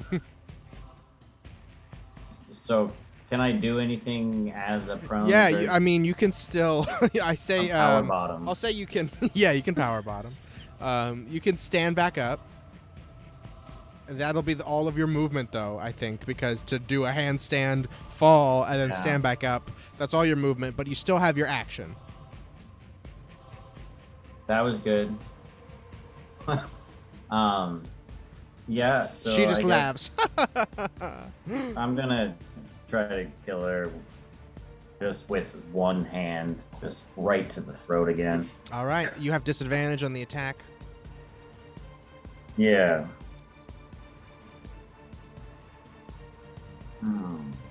Oh god. Ooh, not great. Ah, come on. All right, so first one misses. That was the disadvantage, right? Or Yeah. I still get all my actions? So that was your first attack. So you rolled twice. You have to take the lower, so that was a 9 to hit. Okay. That misses. And I get another attack. That's right. Mm-hmm. Gosh. Ooh, lower of the 2 is an 8. You swing and miss. Every time you think you've got her, you're like squaring up. You're not fucking around. You know that she's hard to hit. But every time you think you've got her torso, it's just smoke. Your hand just passes right through. The smoke is shielding where her body starts, and the smoke ends. And Alright. And then a bonus action, right? that's Too? right. Mm-hmm. I'm just gonna go again. I don't know what else to do here. Oh gosh. What's better? 13, still not going to hit, unfortunately. I'm sweaty. Are you going to flurry of blows? Spend another key point? Let me see how many we got. Yeah. Yeah, let's do it. All right, again with disadvantage. Oh, come on. Ooh, that's a good one. Woo! And that's gonna hit finally with the lower of 22. You punching through smoke. Finally, you find Purchase. Ooh, right in the chest for 5 damage.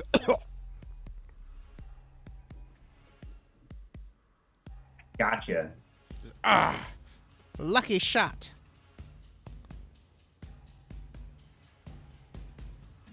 And that is all for poetry, I believe. Next up after poetry is the Hellhounds. Do I get two strikes on that flurry of blows? You already did, Okay. I believe. That's yes. right. Never mind. Mm-hmm. I just missed a lot. Of course.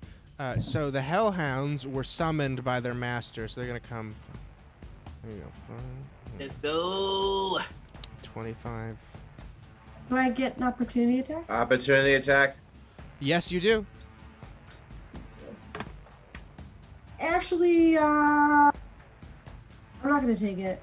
I You don't want wanna to do keep it? my reaction. All right. Glarnock, you want to do it? Oh, actually, Glarnock, sorry, you're in the cage, so they're not passing. They're going over you. Oh, yeah. Yeah. Skyfire.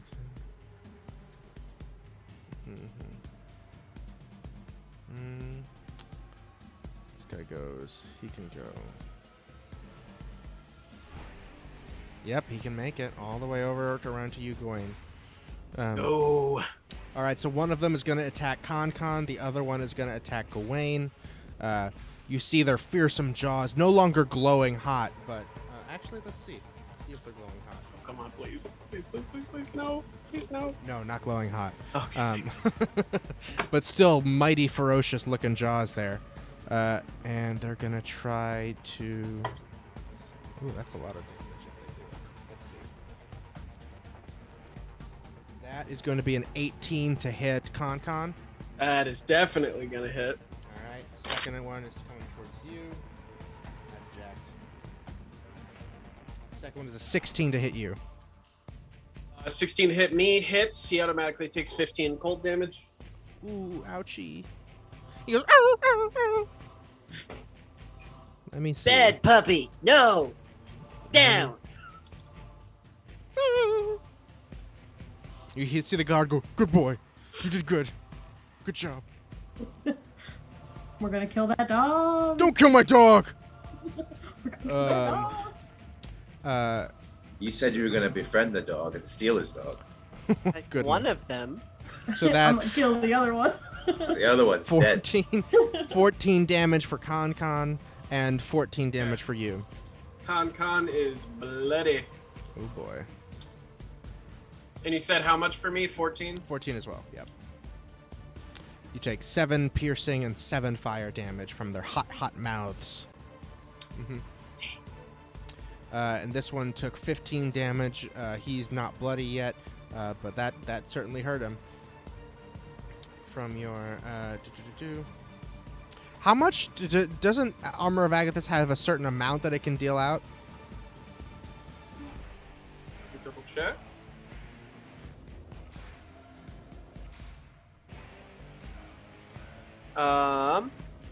Creature hits you with a melee attack while you have... Oh, okay. I didn't see that. They do not. My temp HP is gone. Okay. Got it. So, they don't... this one does not only take... the Hellhound doesn't take 15. Okay, great. But the other guys did, sure. Yeah, because I had the temp HP when Up they until hit me. then, yes, exactly. All right, so that's both of the Hellhounds. After the Hellhounds is the Priests. Oh boy. You see this guy, there's chaos all around him. There's stuff's exploding. This guy has not taken his eyes off of the flaming wicker giant. He just keeps mumbling, arise and cleanse us of these impurities, things like that. And he says it again. This lady over here, she's feeling cocky after you missed her so many times, so she's gonna back up.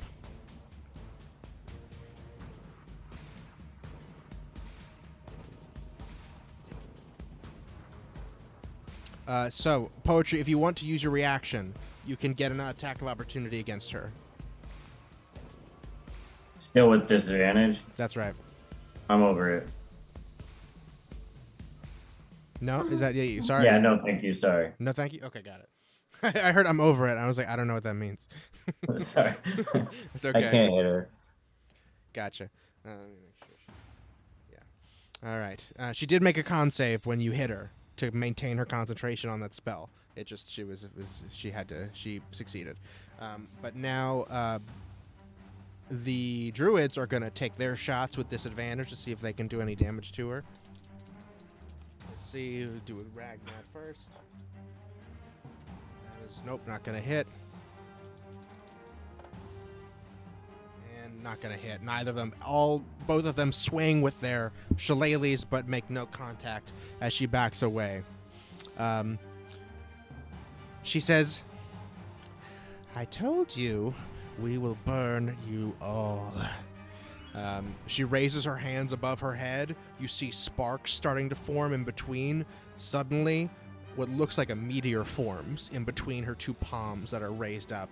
She gestures in your direction. It's fireball. All three of you need to make a dexterity saving throw.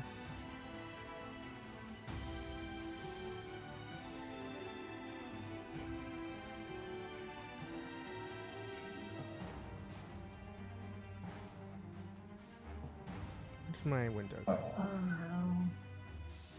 Ruh-roh. Not great. Not. I have great. a fire resistance. What does that mean for me? That means you take half of any fire damage that you take. Okay. So you're going to take all the damage from the spell, but you still have it because it's fire damage. Let's see here. Flame bursts up almost immediately to your left where she throws the giant meteor-looking ball. It expands outward, engulfing you entirely. Let's see how the druids do.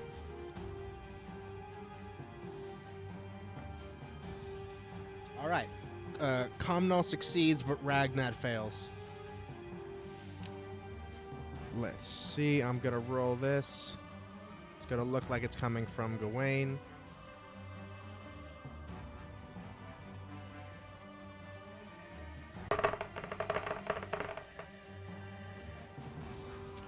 $23. That's not as bad as it could have been.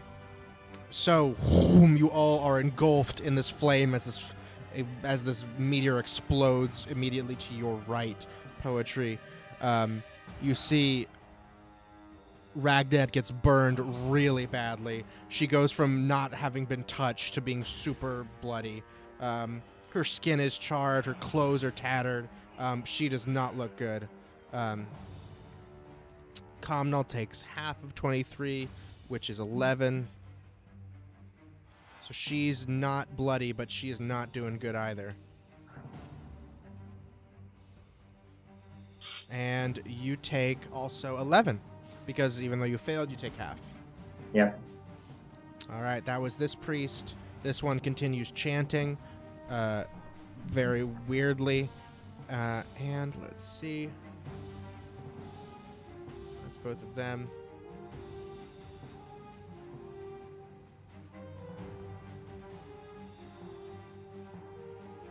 Yep, that's all they do. Amazing. After the priests, let's see, it is, another new friend, actually. You see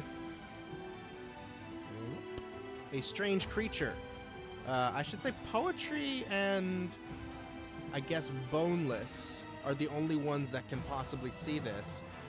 You see a creature emerge from inside the tower here. It looks like I described to Esme, made entirely out of fire, except that the fire is contained within its beautiful bronze armor that is sculpted to look like a human body. Its face is a bronze mask. In its hand, it wields a glowing hot red hammer. In its other hand, it has a beautiful bronze shield.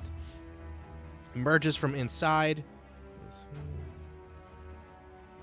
And then he begins climbing down. And he makes it all the way down here.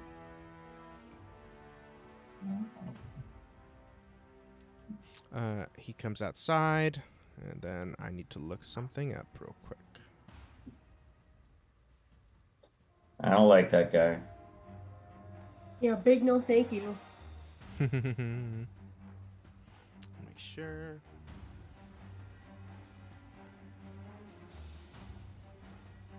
I'm gonna go find some buckets of water.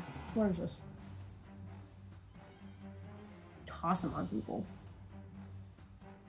That might be very effective. All right. That's all for them. Nothing else. Glarnock, that's you. You're free. Okay. So I want to see if this is going to work. This works. This is going to be amazing.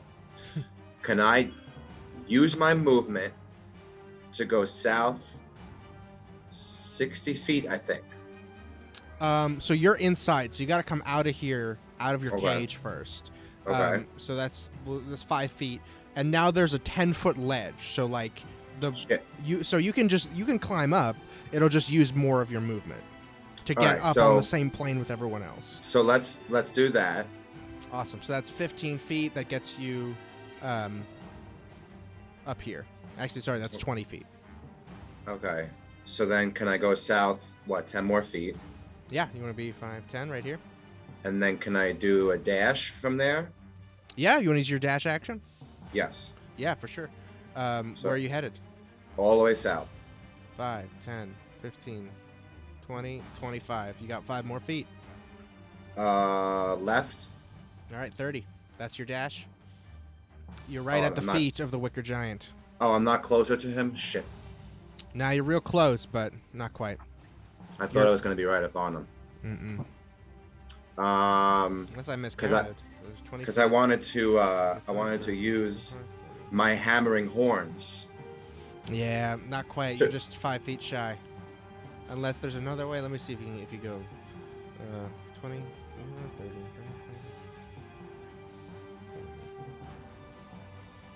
Oh, wait. So if you go this way, Okay. 25, 30, 35, 40, 55, 60. Yes. So you have to turn the corner. Perfect. Yeah. So So I don't then I'm know. gonna Do use- you have I'm to gonna go in a use the straight line for your hammering horns? What is it? Do you have to travel in a straight line to use your hammering horns?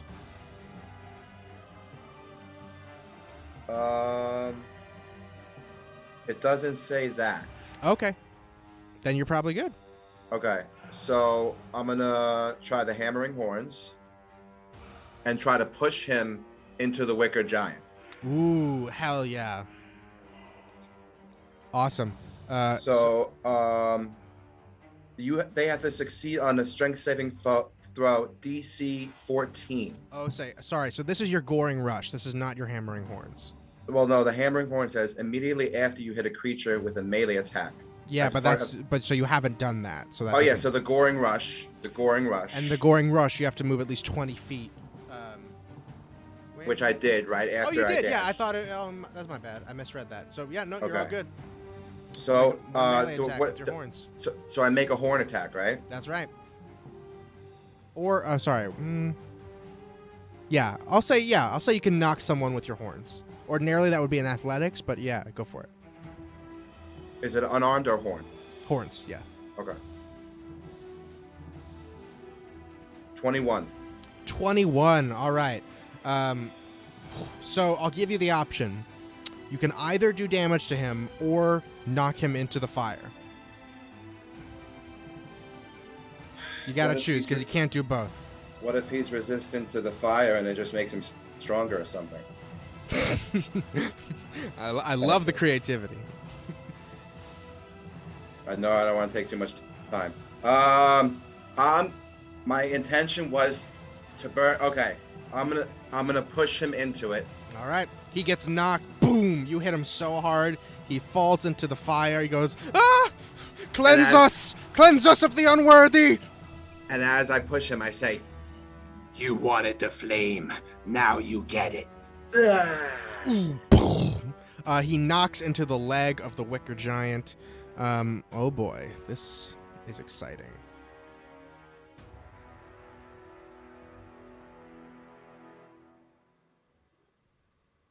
I've been thinking about this for like the last 45 minutes. Just saying. Incredible.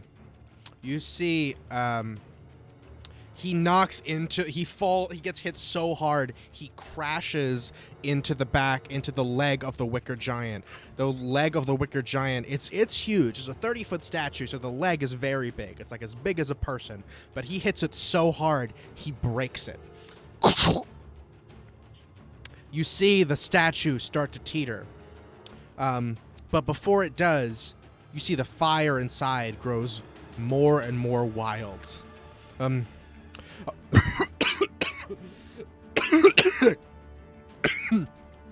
coughing. Kills ASAP.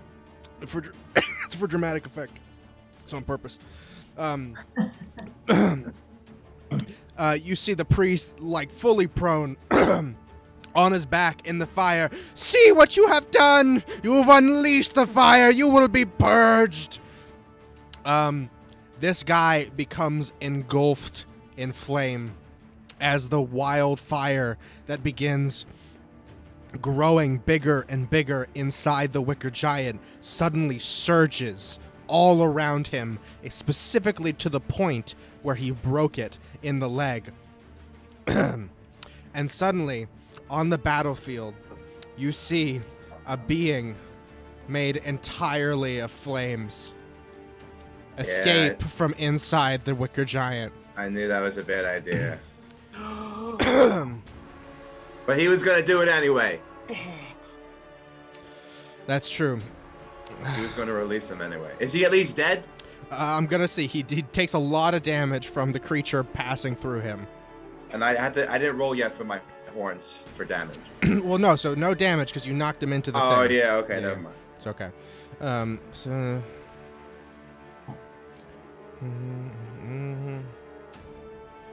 I knew this was a bad idea. This was a gamble.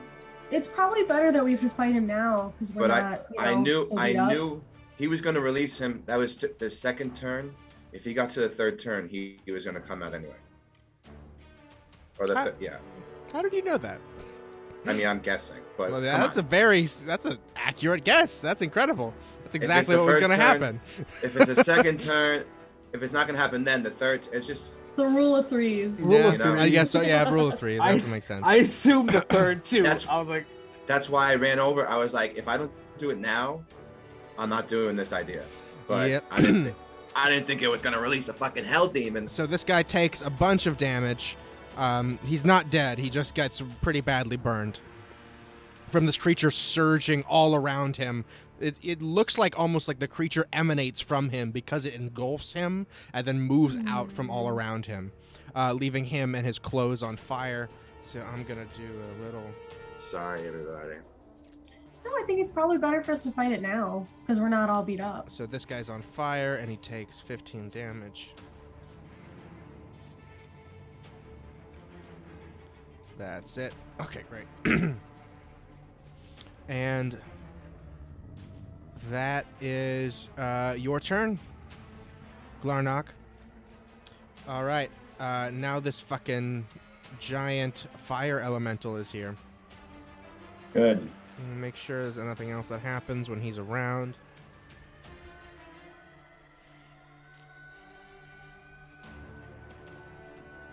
Creatures. Nope. Nope, you don't take any damage by being near him. All right. Next up, it is Boneless's turn. Okie dokers. Well, I was gonna do a thing, but now I think I'm gonna do another thing. Can I see that guy, that on fire guy from where I'm at? The what fire guy? The guy that Glarnock just gored. Can I see him from where I'm standing? Yeah, you can. Like, giant thing. He's like all up in the statue, so he has like a little bit of cover, but you can see him for sure. Okay. Because right now it's not on fire anymore. It's just a wicker statue. Oh, okay. So he's like, good. Yeah. So it's like It's just a partial cover, just a little bit. Then I am gonna try and hit him with my short bow. Go for it. How close is he to Glarnock? He's right next Is to he him. within 5 feet? Yes, he is. Hell yeah. Son of a- That's a 10 to hit. That's not gonna do it, unfortunately. Okay. Well, I am gonna... It hits the ground at his feet. Titties. Okay. Well, then I'm gonna bonus action hide. So I'm gonna climb that wall and hide. Or no, I'm not. No, I'm not. Because the doggies are over there. Fuck no.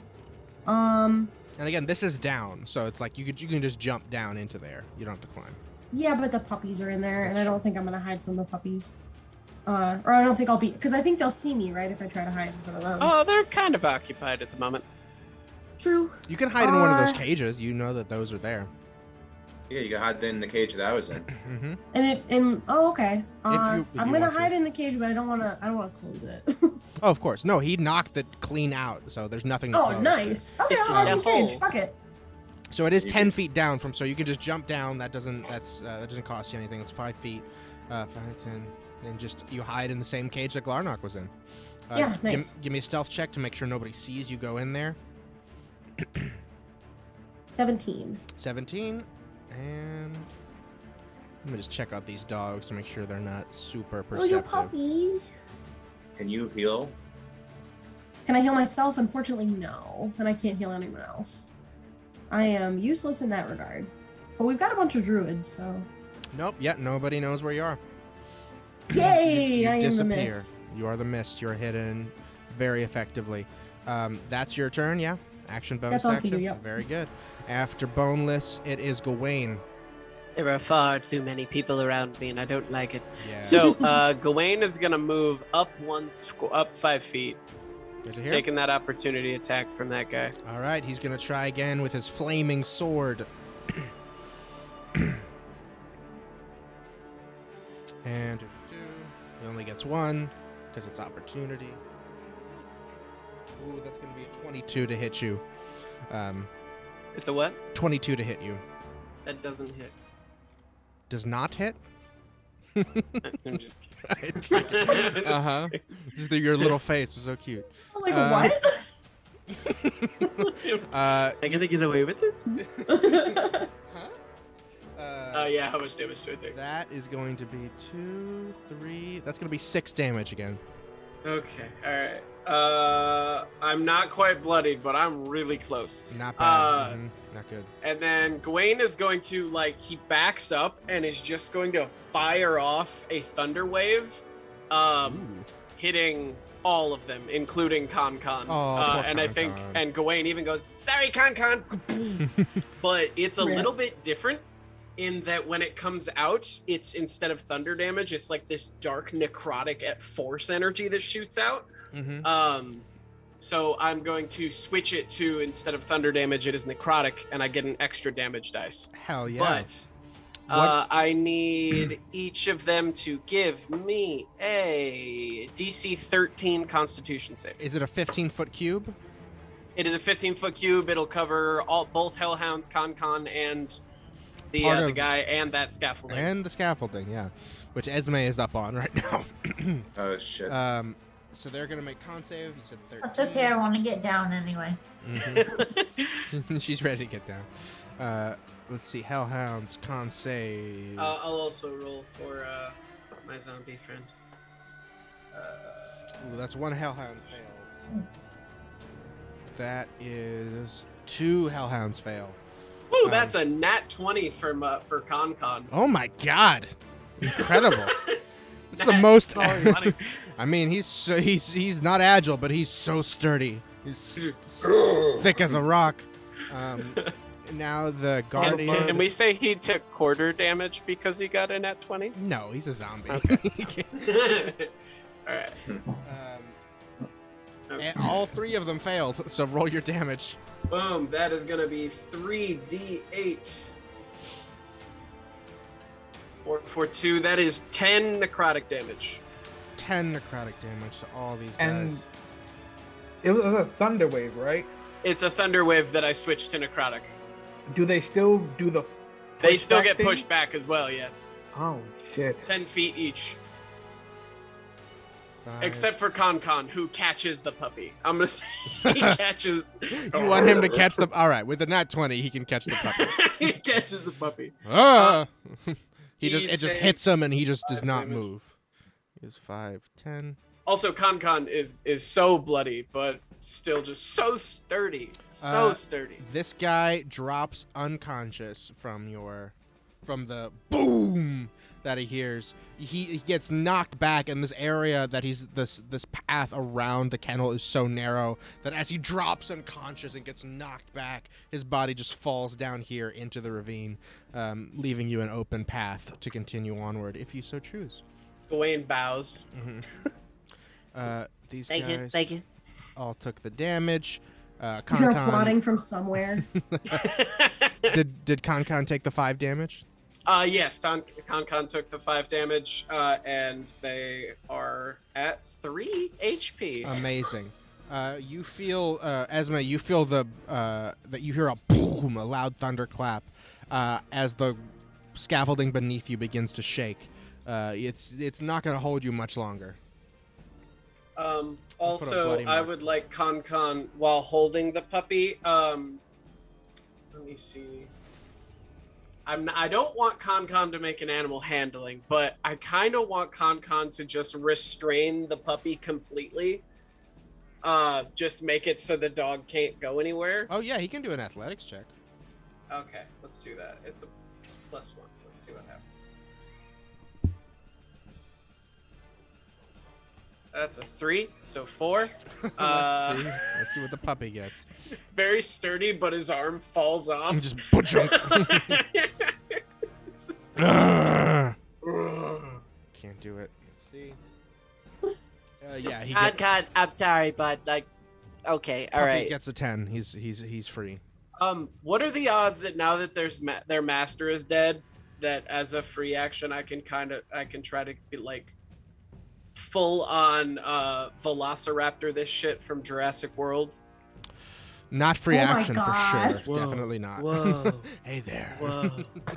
Just kick their ass. No, these guys are, yeah, definitely not as a Okay. free action, maybe with magic, but these guys are pretty ferocious towards, it seems, anyone that's not a cultist. Cool. And that athletics check, was that Con's action? Yeah, if he to try to grapple the dog, for sure. Yeah. So that's all for you guys. Next up. Can I? Huh? Because I still have 25 movement. I'm Yeah, you trying wanna move? decide.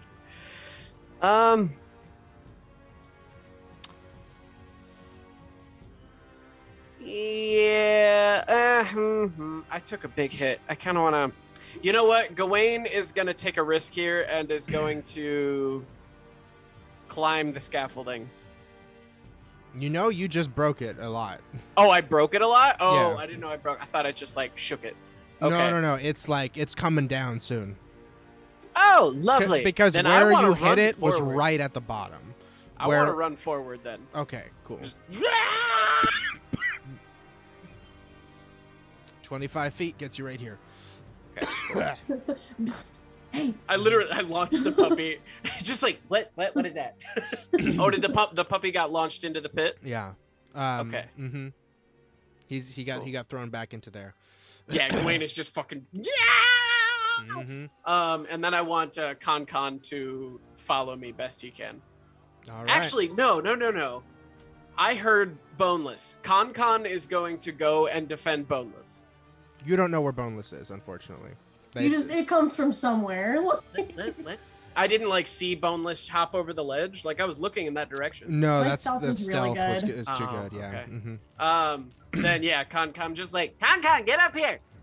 Yeah, but he'll walk around. Or do you want him to climb up or go around like this way? Whichever way is faster. Faster is this way, so he'll go. Okay, so yeah, that one. He's only got 20 movements. Yeah, so. exactly. So you can only get to here to go up the wall. Yeah.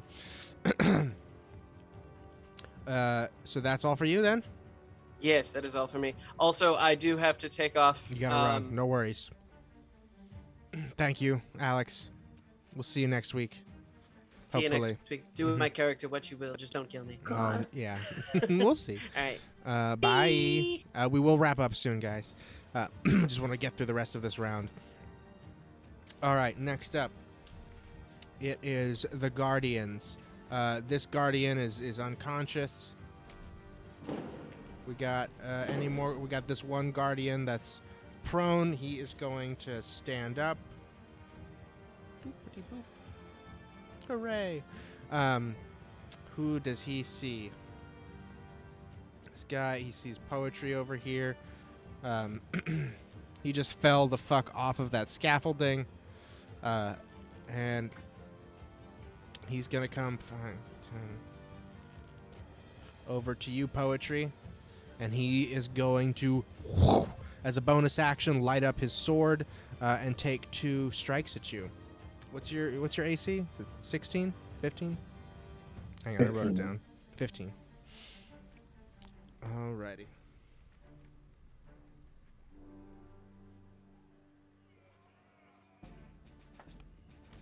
So that's a 10. That's going to miss. And that's a 8. That's also going to miss. He limps up to you. He's already clearly bloody. He's got splinters in him. His leg looks injured. And he just, with the last bit of energy that he has, just starts slashing at you wildly. But you very easily get out of the way of his flaming sword. That's him. This guy is, let's see. He's still up on that scaffolding. He's probably not going to come down. So he is going to take a shot at, let's see. Yeah, unfortunately. No, he'll shoot at Comnal over here. And he is going to hit for 6 damage. And she is bloody as well now.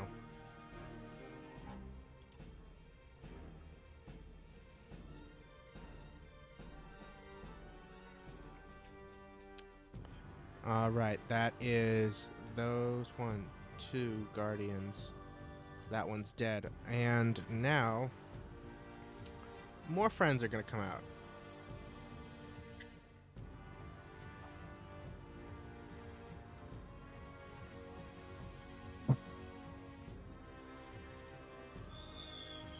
Sorry, everybody.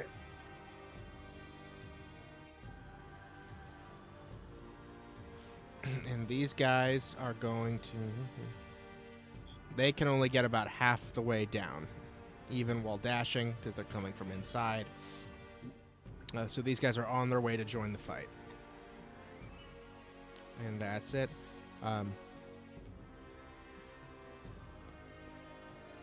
After them, it's going to be Mako over here. I don't know. You don't need to. You're not responsible for them. It was Mako that let them know what was going on.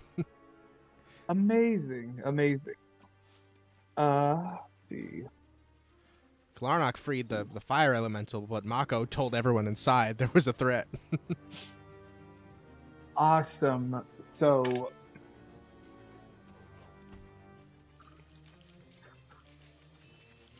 "30 feet is where the 3rd floor starts.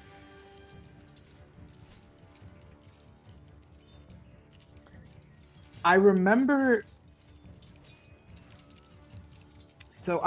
what corner that the people were sleeping in, right? Yeah. And also the location of the desk, which were like opposite rooms. Yeah, what I would like to do is the start of the 3rd floor is 30 feet up, the 100-foot tower. I'm gonna go at the 50-foot marker. Okay. In the upper right corner of the tower. Over here? Yes. And you're gonna do another what is it, shatter? Yeah, so what it's gonna the So the end of the corner is the outside of the tower, if that makes sense. Is that gonna kill Esme? No, So, like, you want the center of the circle to be here? I want the edge of the circle to be there. Oh, okay. So, like this.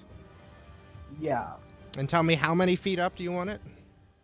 I want it 40 feet up. The center of it to be Yeah, 40 feet up. 40, 50 feet up. My fault. You want the center of the sphere to be 50 feet up. Yeah, so it can get the 40 foot below and the 60 feet above. Exactly. Technically. Actually, no. What I'm gonna do is I'm just gonna center it so that like it touches the end wall, like the edges touches the walls on both sides, if that makes sense. Sure. So not necessarily fully in the corner.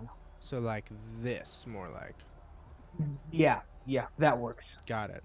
And 50 feet up. 50 feet up to Okay. get 40 and 60, Cool. if that makes sense. Yes, it does. And let's see. Goodness gracious. All right, it's a con save, right? Yeah, con save of 14. 14. Boom! You hear another huge, like ear deafening, an eye deafening sound emanates from the tower. Dust and debris, rocks fall out. This tower is not sturdy enough to take huge attacks like this. Let's see.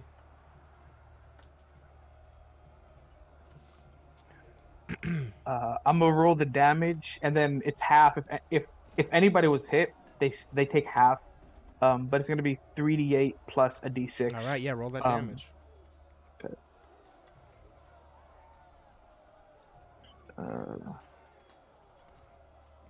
Yeah. That's gonna be 17 total. 17. Halved to 8. All right, very good.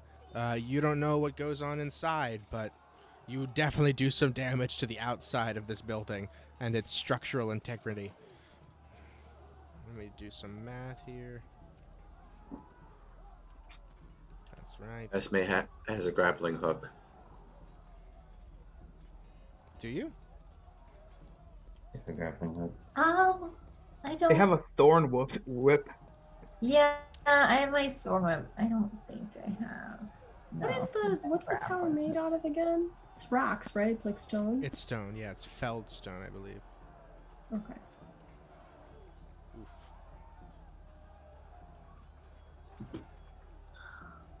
I need to just marking off which parts of it took damage from your spell. Oh my god, the staircase. Indeed. All right, very cool. Just gotta remember that for later. Amazing. Yeah, you don't know what happened, but you fucked up the tower. Sometimes you gotta take a bet. I'm going to talk to Aaron. I'm gonna move to Aaron, and I'm going to say, did I make another hole? Can you what? Did I make another hole in the wall of the towers?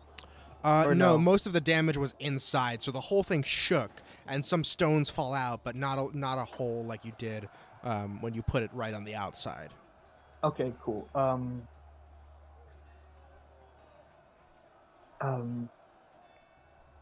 I look at Aaron and I say, I don't think this is gonna last long. So can you make sure Esme's okay? And I'm gonna ask him to do that in case whatever Esme's standing on falls, to make sure Esme has somebody to pick them up and get them off, like in case. Yeah, I can do that. You got it. Thank you so much. Sure. And then I still have my movement. That's right. Yeah, I'm gonna go 5, 10, 15. Yeah, I'm gonna follow after Gawain. Awesome. You can go around Con if you spend extra movement. So you can get to here if you want to. Yeah, that's what I'm gonna do. Awesome. That's all your movement to go through Con. 30 feet. Incredible. Um, That's Mako. cool. Now it's Aaron's turn. Aaron is going to take a shot at the Hellhound in here. Ooh, and he misses, unfortunately. Well, let me double check the Hellhound. Yeah, he misses. And that's about all he can do. But he is keeping an eye up on Esme in case she falls. And next up, after Aaron, oh boy, is Esme. Esme, this thing's coming down any second. It's 30 feet high. Yeah. Can I like lower myself off of it? Yeah, sure. I think because it's like already so broken and shaking, you'll need an acrobatics check to not fall. Okay.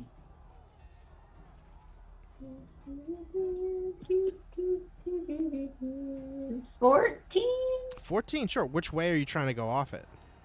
Where Mako and Gawain are. Awesome.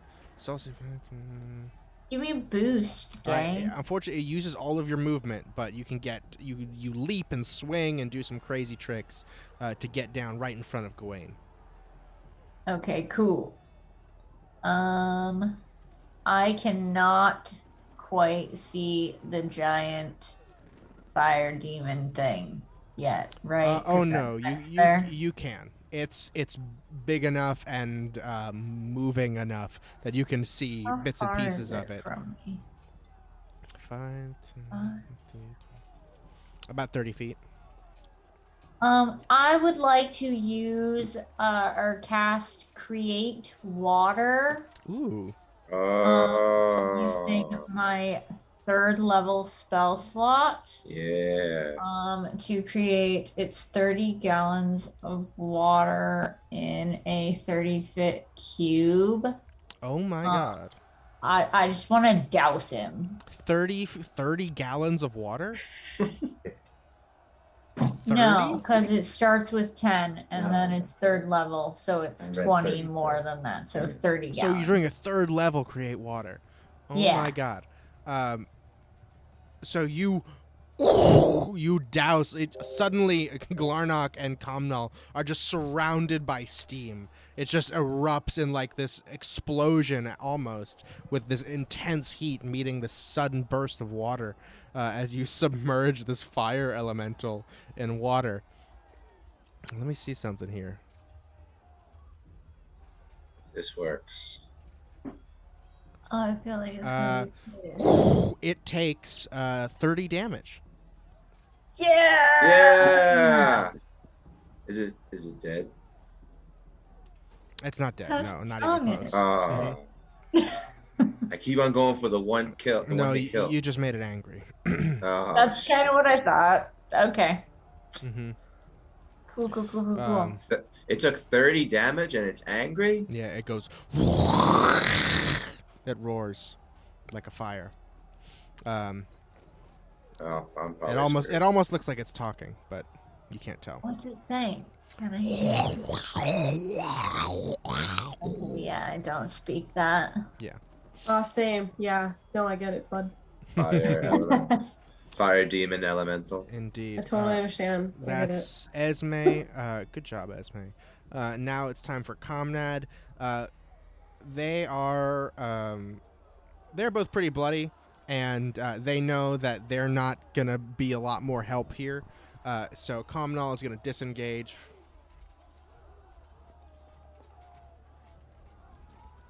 She runs right past the priestess over here. Ragnar follows suit. And they both are looking for shelter over here.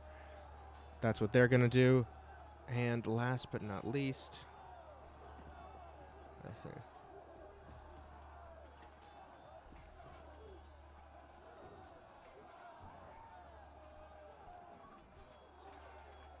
Takes downstairs.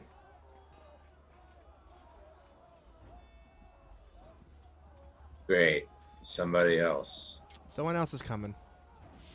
On This their way. is the like main dude. None of you know, but you feel the presence of someone much stronger on their way to the Oh, battlefield. good. As, Great. as Elazar Dryflagon makes his way downstairs to see what all the I'm really commotion excited is. to die. Hey, we killed the last one. Alrighty, This guy too. and that's where we're gonna end it. Good job, gang. That could have gone a lot worse. Could have, yeah. Now that I've made the monster mad. It could have gone a lot better I too. don't know, dude. 3 damage? That's a lot. That's a lot. That's For sick. 1 turn, that's a lot. Mhm. Yeah, but he's not even bloody. So, like, there's still think that's more pretty damage good. to be done. You could do it again. I was planning on trying to do it again. Also, That's funny. I think it would occur to Esme that you didn't have to make an attack roll or anything. You just summoned the water. You didn't. It didn't make a deck save. It didn't. You just did that. That's a way to just kill it without having it defend itself. Its weakness is water? Who would have thought? Wild. That fire is naturally just weak Easy. against water. It's like I thought about that when I equipped my spells or something. Crazy. Crazy. Incredible. Well, thank you guys so much for playing. I appreciate you. We will pick up again next week. Thanks to anybody that watched with us, or thanks to anybody that watches later. Once again, I am Ace the Game Master. This is Princes of the Apocalypse with Punishment. We have Shanks as Mako. We have Alex as Gawain, who left. Shanks is at HBShanks16. Esme is played by January, at Dang It January, at Dang It, not at Dang It Design, dangitdesign.com. Yeah. Got it. Glarnock is played by Matt. Poetry is played by Kirby. And Boneless is played by Mary at mostlyasian.tm. If you On want Instagram. on Instagram. Thank you. And if you want to support any of our lovely players, that's where you can find them. Thank you guys so much. Once again, I'm Ace the Game Master. Please join us again next time. Everybody want to say bye, stream? Bye, stream. Bye.